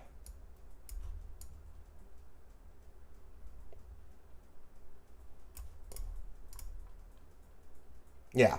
So you see how that has like a little bit of this, you know, if you just settle into it, it just feels like really linear and CG. And even that like little detail, like this is the kind of thing that's normally thought of as polish, right? But I feel like you just get that right into the poses and you feel that little detail of like there's just a tiny bit of overshoot, and it just helps the whole thing feel more natural.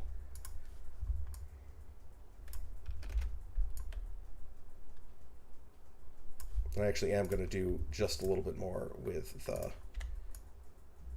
fingers there, and then they settle. Yeah, there we go. All right, and the other hand too.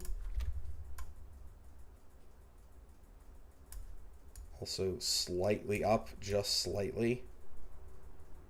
Also fingers doing something slightly different. Actually, these fingers can be like that, actually.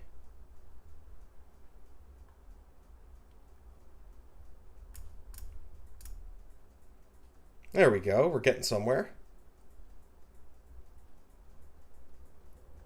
Let's see. What do I want to change about this before I take it all the way to fully in between? Because there's something about how this foot hits right here that I still don't really quite like. There's just something about it that it doesn't really quite feel like it's taking the weight. And I'm wondering if what I want to do is actually to have it come out just slightly earlier. Because it just doesn't feel like it's enough to stop his momentum right now, you know? It's like a little soft. So I'm going to try that. We'll see how that, we'll see if that ends up being the way to solve that issue.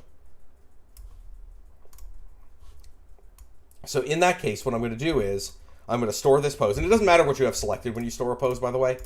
It's just, you know, it's going to apply to whatever you have selected or to the whole character, depending on your options. But I'm going to take this and I'm going to already put it in the place where it's going to be. So I'm going to, just affecting the foot, and I'm going to put that there. I'm going to go back to the previous pose, and I'm going to push it way up to where it's going to be. Maybe have that be a little bit less bent.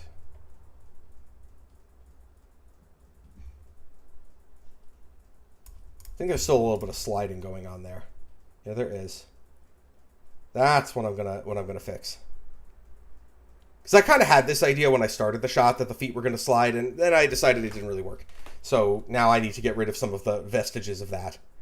And there's like there's a little bobble in the foot there too. So now we are actually getting into polish. So anyway, the problem here is, note that now the foot pushes, like, first it stops in place. So actually, I just created this because I probably didn't get that pose from the right frame. I created this scenario myself.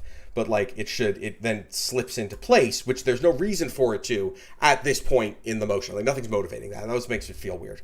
So I'm gonna grab this pose where it's already gone, I think, exactly into the full position that it's going to be in. I'm going to store that. And then I'm actually going to do something that hopefully won't have any issues, because I haven't used this in a bit, and I don't remember. There was some version where this had some issue, and I'm like, hope it wasn't this build. So I'm going to save, just in case something terrible happens, because we are using like pre-alpha software here.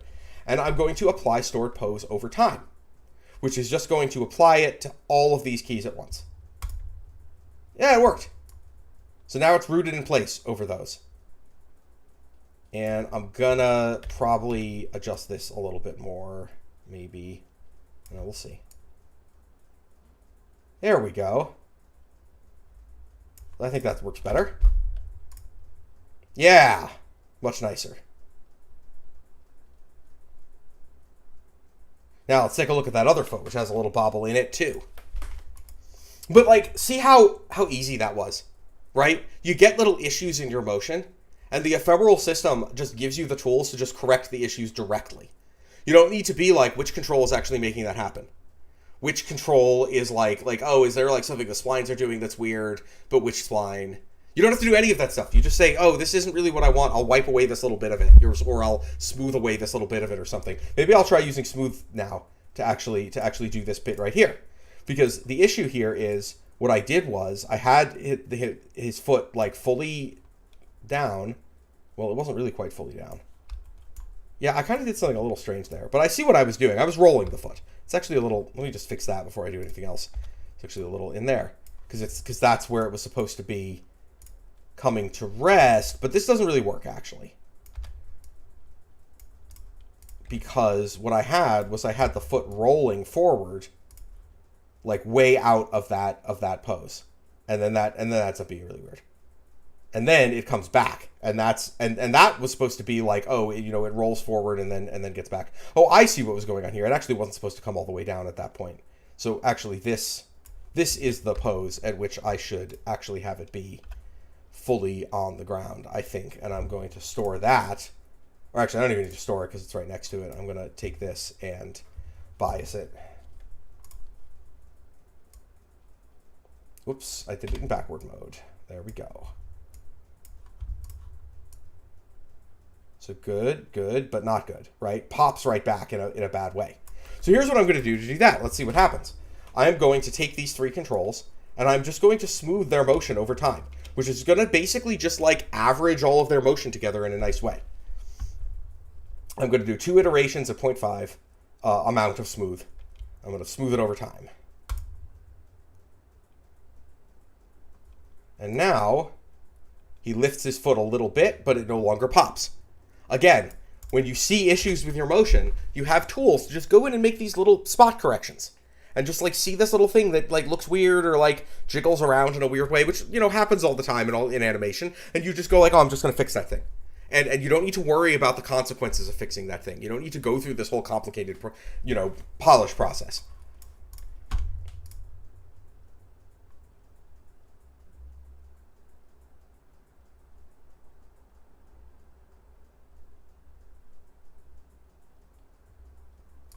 All right, so this, let's see, I'm going to actually do it like that because I feel like that's just a little too slow. But also,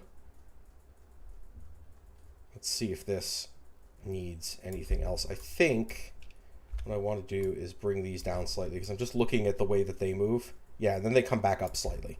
I think that is what I want. Yeah, then they have a little bit more. It's just like that hook arc I was describing, just like really little.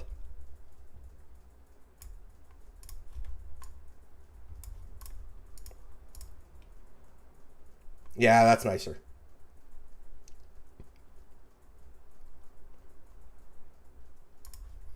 All right.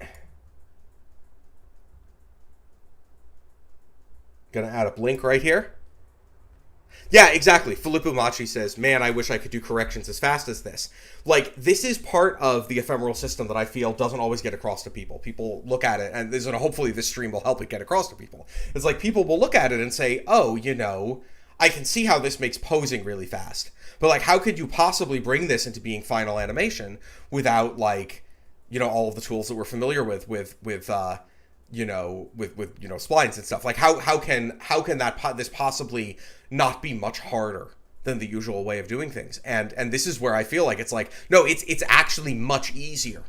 One of the really critical good things about the ephemeral system is that when you have a lot of dense animation data, like you've got a pose on practically every other frame, or like whatever we have here, like you have tools to actually deal with that, and it's actually much easier than the conventional way.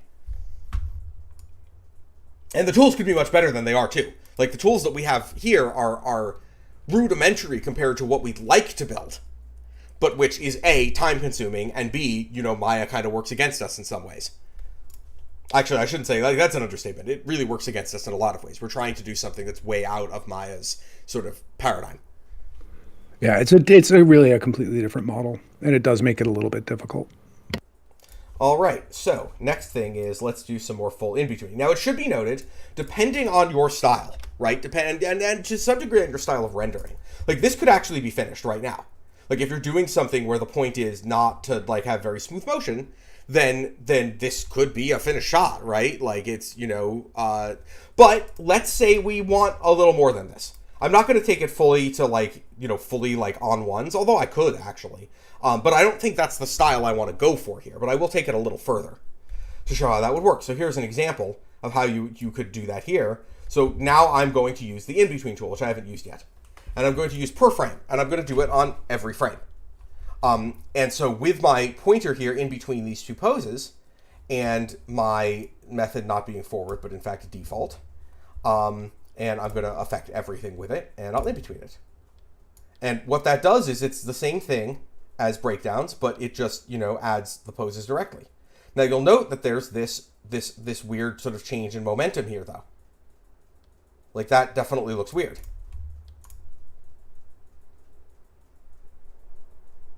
It's like his hand's super fast and then super slow. And so a lot of that is we just need to like adjust these a little bit to fit better with that motion. And we're just going to do that manually.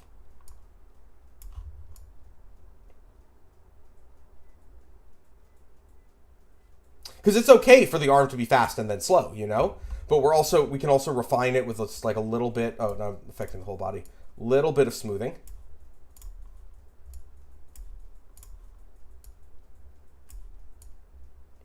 Just sort of like, there we go. So now we've kind of like prevented that like sudden momentum change. Again, super fast. Like, it took me almost no time to solve that issue.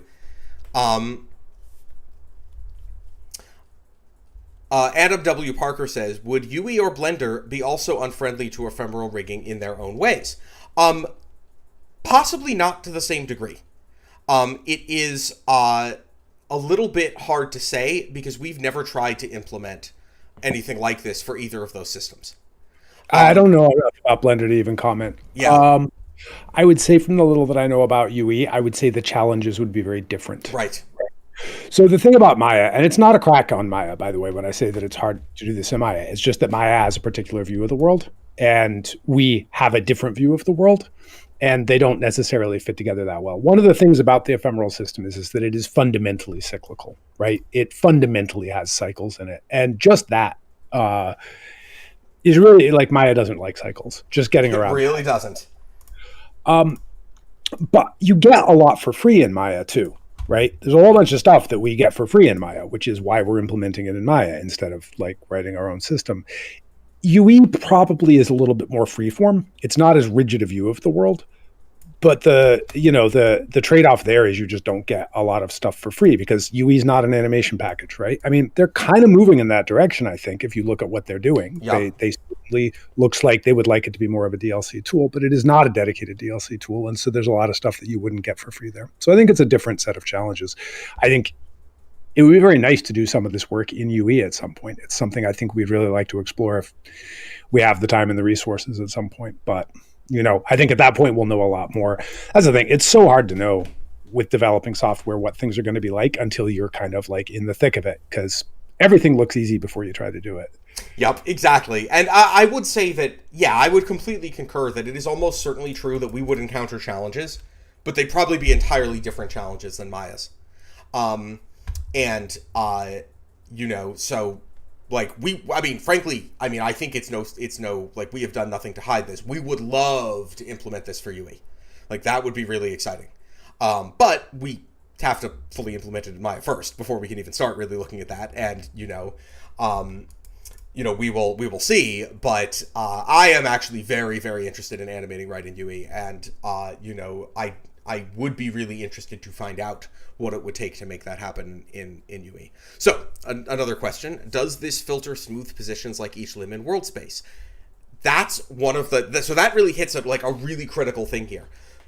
It filters the positions in the context of whatever the current mode is. So you have complete control over how that filtering happens, right? Because if I'm smoothing, if I'm doing like a smooth, and I'm doing it in default mode, then the hand will get smoothed in world space. If I'm doing it in forward mode, the hand will get smoothed in FK space. So everything the ephemeral system does, like literally everything, just depends on your modes and a few options and stuff. And that's it, right? Like, that's the only control you need. StephDev said, at least in Maya, you can write native plugins. In Blender, you got to deal with Python.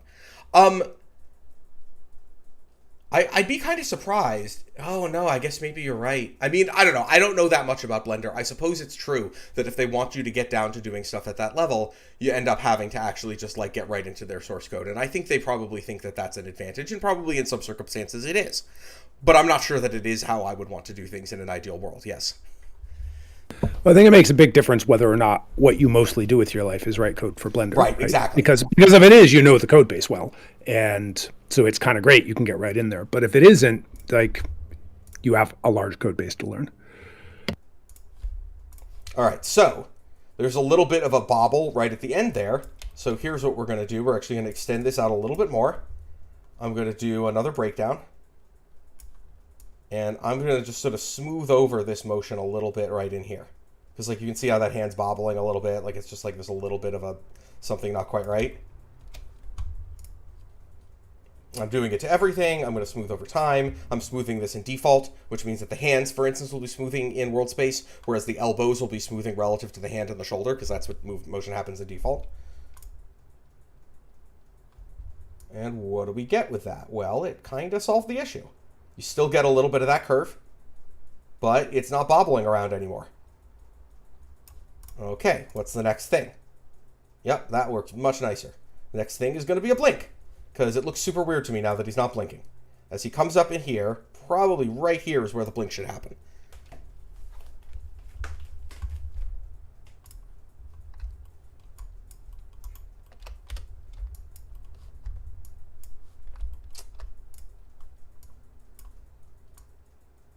Yeah, let me just...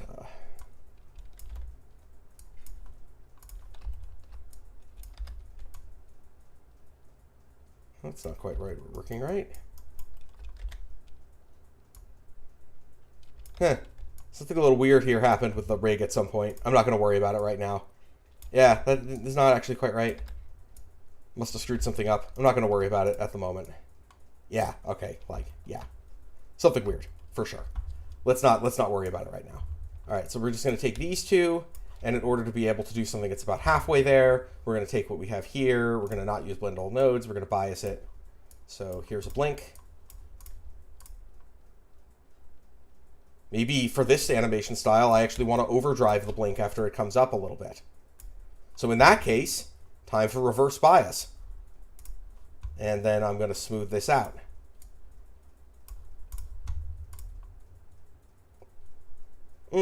Went too far.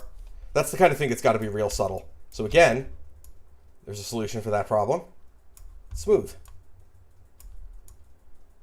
There we go. Just a tiny little bit. That'll work.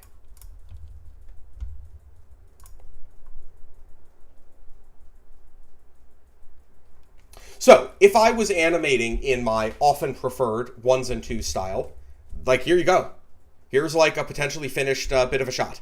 There are some things I might improve about it. I'm kind of looking at the ears now and saying, there's things I want to tweak, but I don't know if I want to tweak them right this second because it's after 5:30.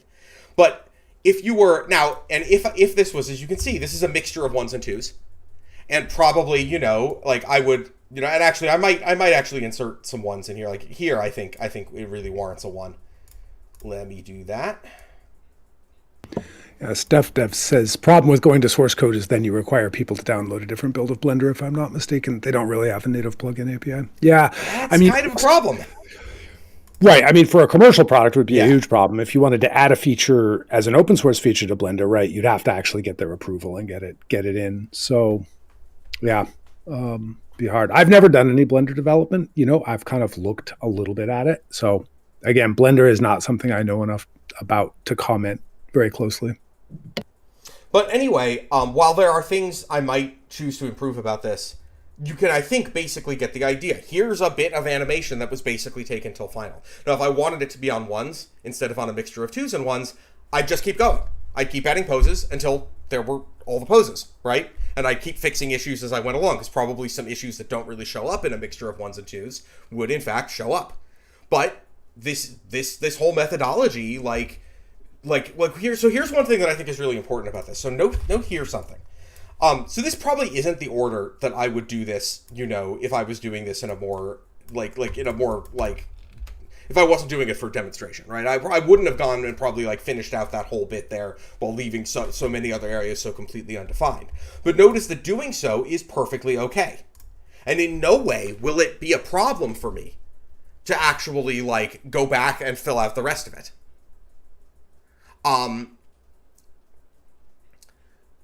Yeah, you know, I'm looking at it again. This is always what happens, especially because I in-betweened it super fast because I was doing a demonstration. It's a little floaty. I kind of want to mess around with some stuff. But I'm going to resist the urge to do that. Animation can definitely always be improved. If this were a commercial project, then I would do it. I would take another hour to like refine some stuff, right? But the point being, doing that though, because I really think about how fast that happened, right? We had this like really, really, really loose blocking, and then it became like, for at least a portion of it, like kind of finished animation. And if you think about the amount of time that would actually have taken if I wasn't like discussing stuff all the time, it's not very long at all, right? And that's a really critical thing, right? Depending on what you're doing, of course, because things can take, in a sense, arbitrarily long, because maybe you have something that's really difficult on an animation standpoint, right? Like you just have motion that's difficult to conceive of, difficult to get right, difficult to get what the director wants. Like those problems are always going to exist. And of course, they can make things take a long time, and almost an arbitrarily long time, depending on what you're trying to do. But and you're a pretty experienced animator too, right? I mean, to put it that kind of mildly, you've been doing this for a long time. I have been doing this for a long time, yeah. So you can always have issues, but those are the inherent issues. You can't really get rid of that. But you can hopefully get rid of the other part, which is how doing the mechanics of the animation is just so difficult all by itself.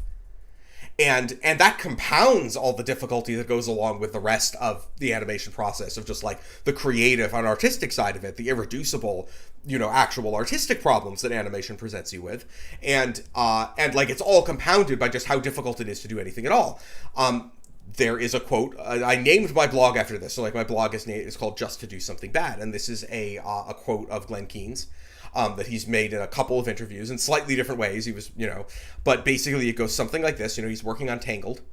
He'd been a traditional animator, and he was directing at the time. I think he ended up being the animation director, not the director, but whatever. And he was directing a bunch of CG animators, and they kept doing stuff that he didn't really like and that felt kind of stiff to him. And he was like, I don't really understand like why this is such a problem. And they were like, well, why don't we sit you down with our tools and our way of animating so you can get a better sense of like what our process is like. And he tries to do some stuff, and at the end he says something along the lines of like, oh my god, I understand now. You poor people, you have to work so hard just to do something bad, right? Imagine how much harder you have to work to do something good. And that is the problem of CG animation, right? You have to work so hard just to do bad things. If you want it to be good, like, my god, right? Like, all of this stuff has to happen. And an enormous amount of the way animation is taught is basically like, here's how you deal with the fact that animation tools suck, right? And like enormous amounts of your animation education end up going into dealing with just like getting your head around rigs and graph editors and stuff, and not like the really important parts like the character performance and how to express things to the audience, and like all the stuff that's actually like really important about animation. And it's frustrating to me, and I'm not okay with it, and that's why we have an ephemeral system.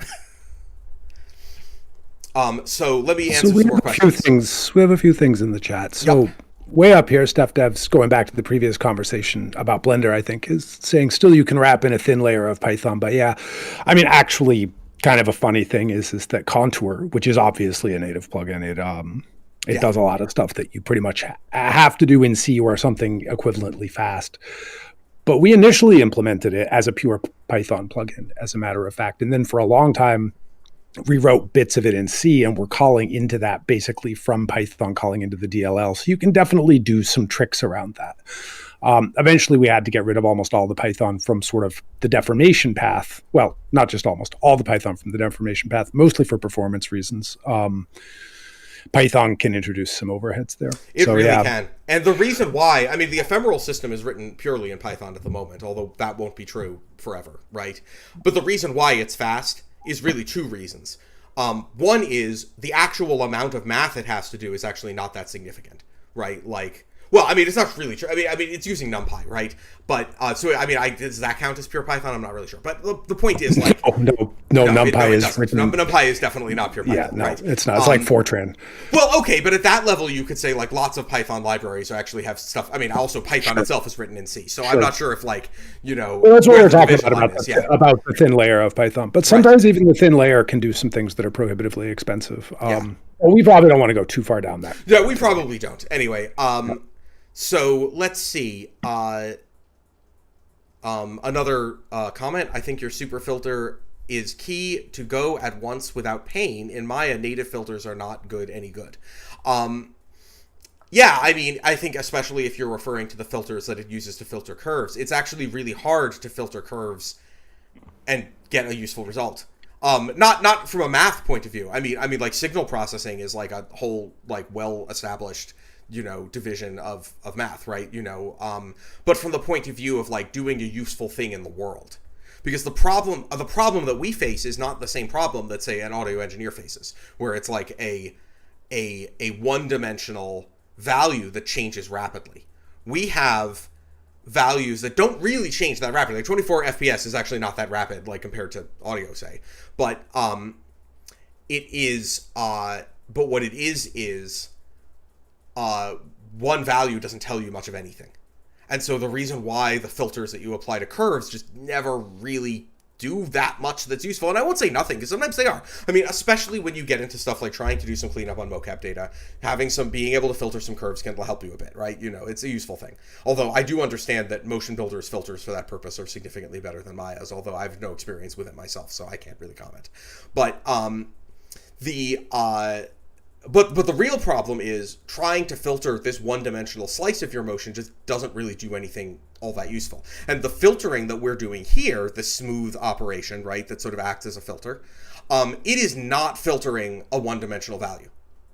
It is operating on the matrices as matrices with all of their dimensions. When it does operations on rotations, they use quaternions. Right? Like part of what makes this work is that we are considering the transform as a transform, not as a composite of a bunch of different numbers. And everything we do to filter it considers the entire transform. StephDev says, big question for applying this to games. What happens when you're playing back at different frame rate or timescale from the authored frame rate? I'm guessing hoping interp would look okay. Yeah, so if you think about it this way, when you export something to a game engine, when you're exporting to an FBX, you're sampling at some particular rate, like maybe 24 FPS, maybe 30, maybe whatever you're doing, right? You're sampling at a particular rate, and that rate is then interpolated by the game engine, because the game engine has its own frame rate and doesn't necessarily match anything you're doing in particular. This would be no different if you create a pose at every 24 frames and you export that in such a way that it samples each of those poses. The game engine will interpolate that in the way it always has. Like, the game engine doesn't care, right? It's just a bunch of, like, at that point it has been baked down to anim curve data that the game engine can understand, because, well, you're exporting it to FBX. It's a totally different representation than Maya anyway. And the game engine knows how to interpolate that, and it's not going to have any problem. And you have a similar thing when you have, like, Alembic export for film pipelines, right? You could say, like, oh, but, like, how can I do this export, like when I have this popping between frames? How does that deal with motion blur? Well, it's not really different, right? So if you are sampling your Alembic at every frame, which for some shots you might be, and some shots you might want to oversample it, so that's like a slightly more complicated thing. But let's say you weren't. Let's say you were exporting your Alembic at sampling at every 24th of a frame. If you're actually sampling at your actual frame rate, there's literally no difference. The Alembic's just a bunch of mesh states. The software interpreting that Alembic knows how to interpolate those mesh states, so nothing's changed. If you need in between frame data, which you might actually for motion blur purposes, for curved motion blur, like is actually for some things pretty significant. There is a pretty simple way to deal with that, which is that for that you can use just like simple FK interpolation. It'll probably work fine, right? So it's not like neither of those problems. The problems of export are not really very significant problems. Like the The converting it to FK just for export purposes is a little complicated pipeline-wise. Like, you need like a little extra step in there to be able to get your curved motion blur, but it's not really going to be a huge deal for studios that really have to tackle that kind of problem, I think. So, and everything else just works. So it's not really a significant problem. It's not really going to be a problem for game engines. Like, they're already getting a skeleton that they know how to interpolate that's got nothing to do with Maya's interpolation anyway. Steph Devs also said, this is assuming you were using a more standard skeleton and baking the animation. Yeah, that's true. I was assuming that, right? Obviously, you would have to do that to export to a game engine. You've got an underlying skeleton under there, and then that's what's getting exported. I mean, in a way, it's not that different. We're using Contour here, of course, as our underlying rig, but you could use conventional joints too if you were exporting to a game engine. What I would personally do is actually use Contour to drive those joints, because you get so much for free with like the stretchy, I mean, it depends on what you want to do with your character, but like the stretchy and handling of twist and like all the stuff the Contour just gets you for free. Like, I would pretty much always, you know, like if I had to export conventional joints to a game engine, I would use Contour to drive those joints, because and in fact, we have a brief video. And we have a brief video on doing exactly that. Exactly. Right. It doesn't go into a huge amount of detail, but right. I think it makes the approach pretty clear. But ultimately, what you get in the end, regardless, is a joint structure doing some stuff, and the game engine's going to have no problem with that. Compare to 2D, 3D animator, control excavator, and look where, yeah, I'm sorry. I am having, and this is, you know, as much my fault as anybody else's, I'm having trouble interpreting that comment. It's a language barrier, and, you know, I apologize, but I can't quite get where you're going with that. Steph Dev says, well, the only thing is that here in this workflow, you're ignoring curves, but hopefully auto curves will generally look okay. Well, if you think about it this way, if you have a sample on each frame, then what your auto curves do in between frames, not tremendously significant. It does have an effect. It does matter, right? But it matters primarily for motion blur. And well, you know, and for this interpolation going on with game engines, right? Where you've got a different frame rate. You've got it at 60 FPS or whatever the game engine wants to do. So, sure. So it does matter a little bit. But the point is, you've defined this motion very closely. So using some sort of auto interpolation really shouldn't be that much of a problem, right? It's not going to differ very much from what you're seeing, unless your auto interpolation does something really weird. Like, well, okay, so let's say you're interpolating in Euler angles, and your bake produces some sort of like weird Euler issues, like happens all the time. You would need to run an Euler filter on it to avoid stuff like that. But assuming that's not, you know, aside from that, right? Pretty much, I don't think you're going to have an issue. I would. Steph Dev says, I would be interested in getting support for Contour into Unity Unreal someday. So would we. So would we. We would love that. But there are, yeah, I mean, right now we are just somewhat resource limited, but it's in the back of our minds quite a bit. There would be some challenges with it. And I think there's questions, especially for games with Contour, about the expense of the algorithm. And I think a lot of the question is, well, you know, we could certainly push it onto the card. And that might really work. Cards are very fast these days. But Contour is inherently a somewhat expensive algorithm. I don't think you'd want to be using it for many, many, many characters in a scene, regardless of where you were doing the computation. But for like a central character that's really important for the acting in a scene in a game, I think if it were on a card, it might be useful. And of course, if you're using something like Unreal as a DLC engine, right? If you're using it to I'm sorry, DCC. Sorry, yeah, I do, but I'm getting it confused with downloadable content. Yeah, I know. It could be a DLC DCC, but you are correct. Thank you. I mean, actually, if it was a plugin for UE, that's exactly what it would be, right? That's what it would be. It would be DLC DCC. Yeah. But if you're using it as a DCC application, I think that that's something we're very interested in pursuing. Yes, absolutely, and I think that there's like, yeah, I mean, using it for linear production, which is of course what I really want to use Unreal for. What I do use Unreal for, just not for animation, is linear production. I don't use it to make interactive stuff, and for that, then it would be perfectly appropriate, just like it is in Maya, right? Like, it would be perfectly fast enough for that purpose. Now, for in-game purposes, where performance is incredibly paramount and you want the highest frame rates you can possibly get, what I think it will be really useful for in that regard is as a way of driving something like UE's new ML deformer, which I'm very excited about, because I think it does open up that exact possibility, right? Which is like, you use contour deformation to define your actual deformation. This gets turned into something that is actually extremely fast through ML. and machine learning, if anyone is unfamiliar with the term. And Unreal has released a preliminary version of a deformer that does exactly that. I haven't had a chance to play with it yet. I've just been really busy. But at least judging from the demos I've seen other people do and the other people who've used it that I've talked to, it seems like it would be very appropriate for this purpose.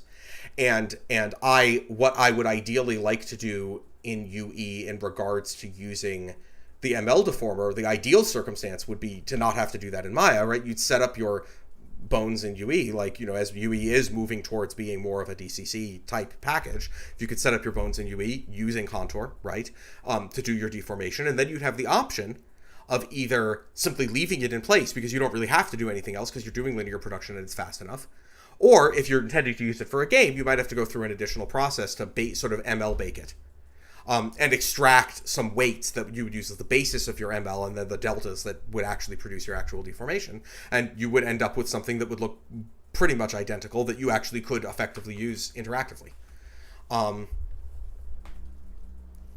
StephDev says, also there would be questions about masking and blending animations. Maybe that's fine with Contour. Yeah, it would be perfectly fine. Because the idea there is, so the way UE's ML deformer works is that you have a base of regular old, linear blend deformation that isn't meant to actually look good. It's just there to like get things roughly into the position you need. And then the ML produces deltas from that essentially form it into the actual deformation that you want, however that deformation was originally produced. And that's not something that I necessarily would want to use across the board. Like, it's not something I would want to use for linear production, and the reason for that is it does cut off probably some things you might want to do with a rig, like layered deformation or a number of other possible things. But it should be perfectly fine to say, here's a conventional joint structure, which allows animation blending and all of the other things you would normally do. It has some conventional weights, but it also has this ML deformer producing deltas from that deformation that give you all of these nice effects of contour deformation, and means you didn't have to paint any weights, you didn't have to... I mean, you might need to paint some weights, but hopefully not really that much, because you'd hopefully be able to extract some basic weights that would work okay from the contour deformation, keeping in mind that it doesn't actually matter if these weights look very good. They're just there to put things roughly into the place they need to be. So the idea there would be, you'd be able to do any of the kind of animation blending things. You'd just be getting this really nice deformation that would be fundamentally driven from the bones. Like, the thing driving the ML deformer is the bone angles and both translation and rotation, because you probably want it to be able to be stretchy. But there's no reason why all of UE's existing animation blending tools wouldn't work with a concept like that. I mean, I imagine there might be some technical hurdles to overcome. In principle, right? In principle, there's no reason those things wouldn't work together. Right. In theory, practice and theory are the same thing. Right. Exactly. In practice, they're not quite. But yeah, I mean, it's interesting. One of the guys who I think did some of the earliest work that I'm familiar with on doing ML deformation is actually at UMass Amherst, which is where I went to school, and it's where Raph and I met many years ago. Jeez, that was a long time. Yeah.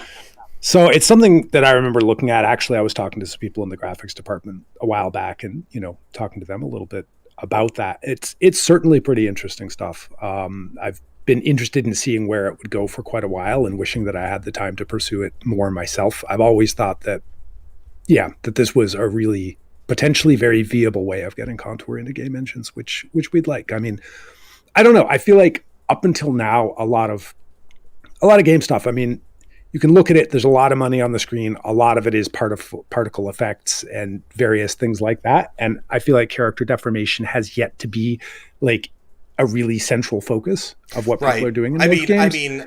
Rendering technology has just shot forward to such an extreme degree in games, in game engines. So much of you look at all the stuff they're loading the CPU down with, including GPU down with, including at this point, ray tracing, right? Atmospheric effects, particle effects, all kinds of really interesting stuff. Like ray casting, like volumetrics. Sure. Like almost anything you would, the techniques aren't exactly the same, but almost anything you do in an offline renderer, right, is now something you can do in one way or another in an engine. But of course, it's, all that stuff doesn't come for free. And that's been people's real focus. And deformation has really been sort of kind of shrugged at to some degree.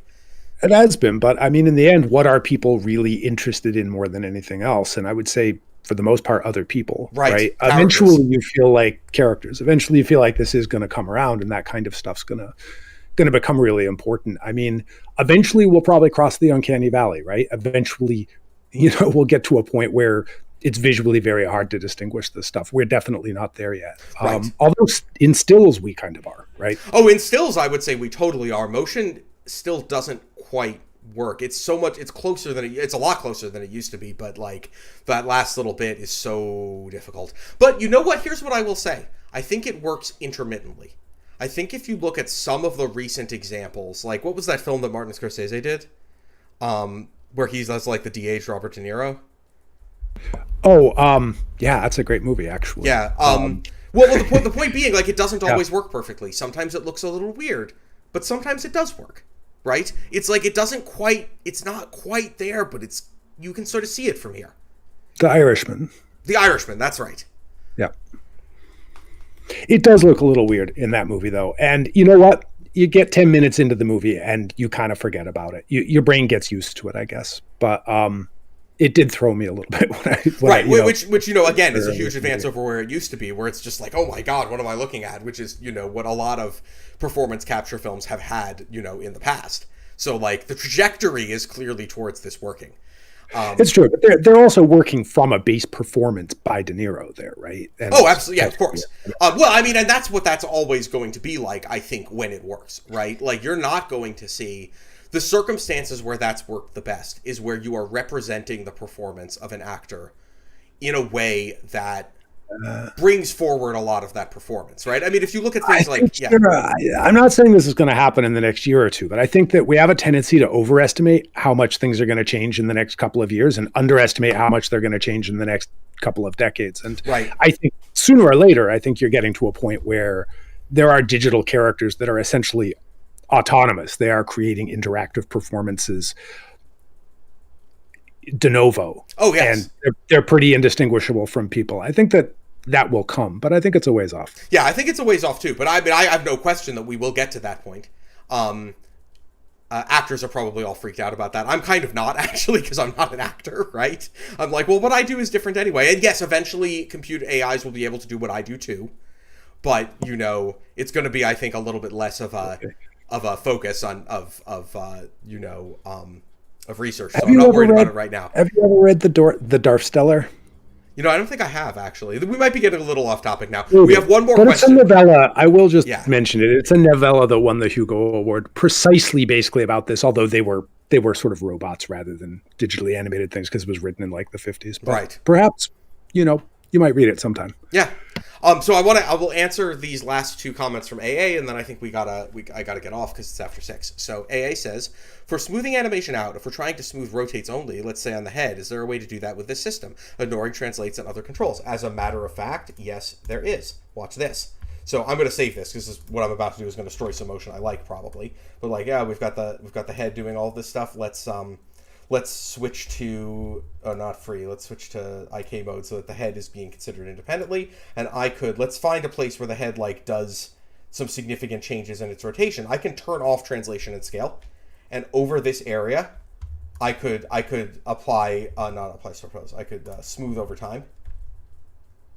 And to just the head, yeah, this is what it should do. And it's only going to affect its rotation. Now, I think this is probably making the head like too soft now. So like I don't actually want it to do that. And right now undo doesn't handle that button very well. Because like I said, free alpha software. This is all going to get fixed in our new version, but it's not fixed in this version. So I'm just going to reload. But without saving. But yeah, I mean basically you absolutely can affect only translate, only scale, or only rotate. And AA also says, what about the sliders for breakdowns and overshoots? Any plans to add more, or will we have to rely on something like Animbot for specific curve manipulation in Graph Editor? So there are plans to add more. You will not be able to use Animbot or specific curve manipulation in Graph Editor because, as previously discussed, you cannot Graph Editor, right? Like that's not a thing that's even compatible in concept with the ephemeral system. But there are absolutely are plans to add a lot of other things, one of which is time slipping, which is a feature, for instance, that Animbot provides, but we are lacking currently, which is the ability to take some section and essentially like shift some parts of the poses parts of the pose ahead to future poses, as opposed to like the old-fashioned way of like, oh, I'm going to actually move keys around because the keys are all being in different places. And a bot has a tool that, for instance, lets you sort of push parts of poses into other poses that are nearby. A little bit like what we're doing with bias, but much more of us shifting things over time, which is what I'm calling time slip. And that is another thing that I really want to add to the system. We don't have it yet, but it is something. I'll also say, Raph, that I actually feel like ephemeral curves are a thing. And that's kind of what I was talking about earlier, which is you can run a curve through some stuff, show it to somebody, let them change the curve, back calculate things in a completely ephemeral fashion. That is at least theoretically possible. Yes. And that's what I talk about. Right. Oh, sorry. When I talk about like the possibility of an ephemeral graph editor, that's kind of what I mean. Like you could have a graph editor that essentially produced instantaneous effects, like it wasn't modifying something over time, and let you just fit a curve, right? Just take this motion, take some part, say I'm going to fit a curve to this part and adjust that curve, and it's just going to adjust the underlying motion, right? So like, but it's just a tool. And I absolutely think that would be really cool. It'd also be hard to make, right? Like it's not on the table right now. Yeah, it's not easy. And yes, you can bake the ephemeral system into a Maya rig, and you could bake it back into ephemeral. Those are totally possible things. However, here's my position. I'm not going to tell people not to do that, because for some things, like, look, and animators are going to be comfortable with different things. Like some people are going to really want that, and like I'm not going to stand in their way. I'm not going to tell them they're wrong to want that, right? That said, for me, I do not want curves. I am fairly convinced that a graph editor is actually a bad way to manipulate motion, and that the ideal circumstance from my point of view is to not, well, I do think a graph editor would be good, but I think a graph editor would be good just in the way that me and Tagore have just been discussing, of something that's a tool, not a way of adjusting curves that remain there indefinitely. Because of the problem that we were sort of discussing, and I don't know if you were watching at that time, near the beginning of the stream, which is, as long as you're interpolating, you cannot have this kind of ephemeral behavior, because interpolation necessitates it has to happen in some particular space. Space switching changes that space, but it's still just one space. And the ephemeral system rejects that idea. The reason why it's so free form is that nothing has a canonical space. But the result of nothing having a canonical space is you cannot have persistent interpolated splines. You could have a graph editor that sort of edits the underlying data, and I think that could potentially be pretty useful. But the data that we understand and the idea of curves that you would manipulate, that's something that in my view is actually a not a good way of manipulating motion. Like I would encourage people to explore the idea of not doing that. Like I said, I'm not going to tell anybody not to. If there's something you feel like you really need to do that way, the option certainly exists to bake to a conventional rig and bake back. Like we don't have any tools in particular for doing that, but conceptually that's not a particularly difficult thing to do actually. Steph Devs asks, last question, Discord server when? So we have one, and we haven't really invited people to it. And I think part of the reason is I'm a little bit concerned about moderation, to be honest with you, the moderation burden of it, because I know that Discord servers, when you leave them completely on their own, can fly a little off the handle, and it's a pretty big investment to mod them, basically. I don't know, Raph, what do you think? I think given the size of community that we have right now, I think it would actually be okay to open it up. Yeah, there's a little bit of work that probably needs to be done in terms of like it currently has one channel. Sure. Yeah, no, we would need to set some things up, but I do think that's a good idea, and I do think that we should do that. Right now, all we were really using the Discord for, and we didn't really end up using it that much. We were going to use it essentially to do like support for people using Contour. But most of the people. I always kind of thought of it as potentially we would have this community, but it would also be like eventually it might be nice if people could ask a question in the Discord and other people answered it and we didn't. Oh, sure. Yeah, no, you're right. Yeah. We certainly wouldn't mind if that happened. Let's put it that way. Yeah. But anyway, now it is at 6:10. I got to get going. Anyway, thank you all for coming. It's been a really good discussion. Thank you very much. We will be back next week at the same time, the same ephemeral time and ephemeral channel.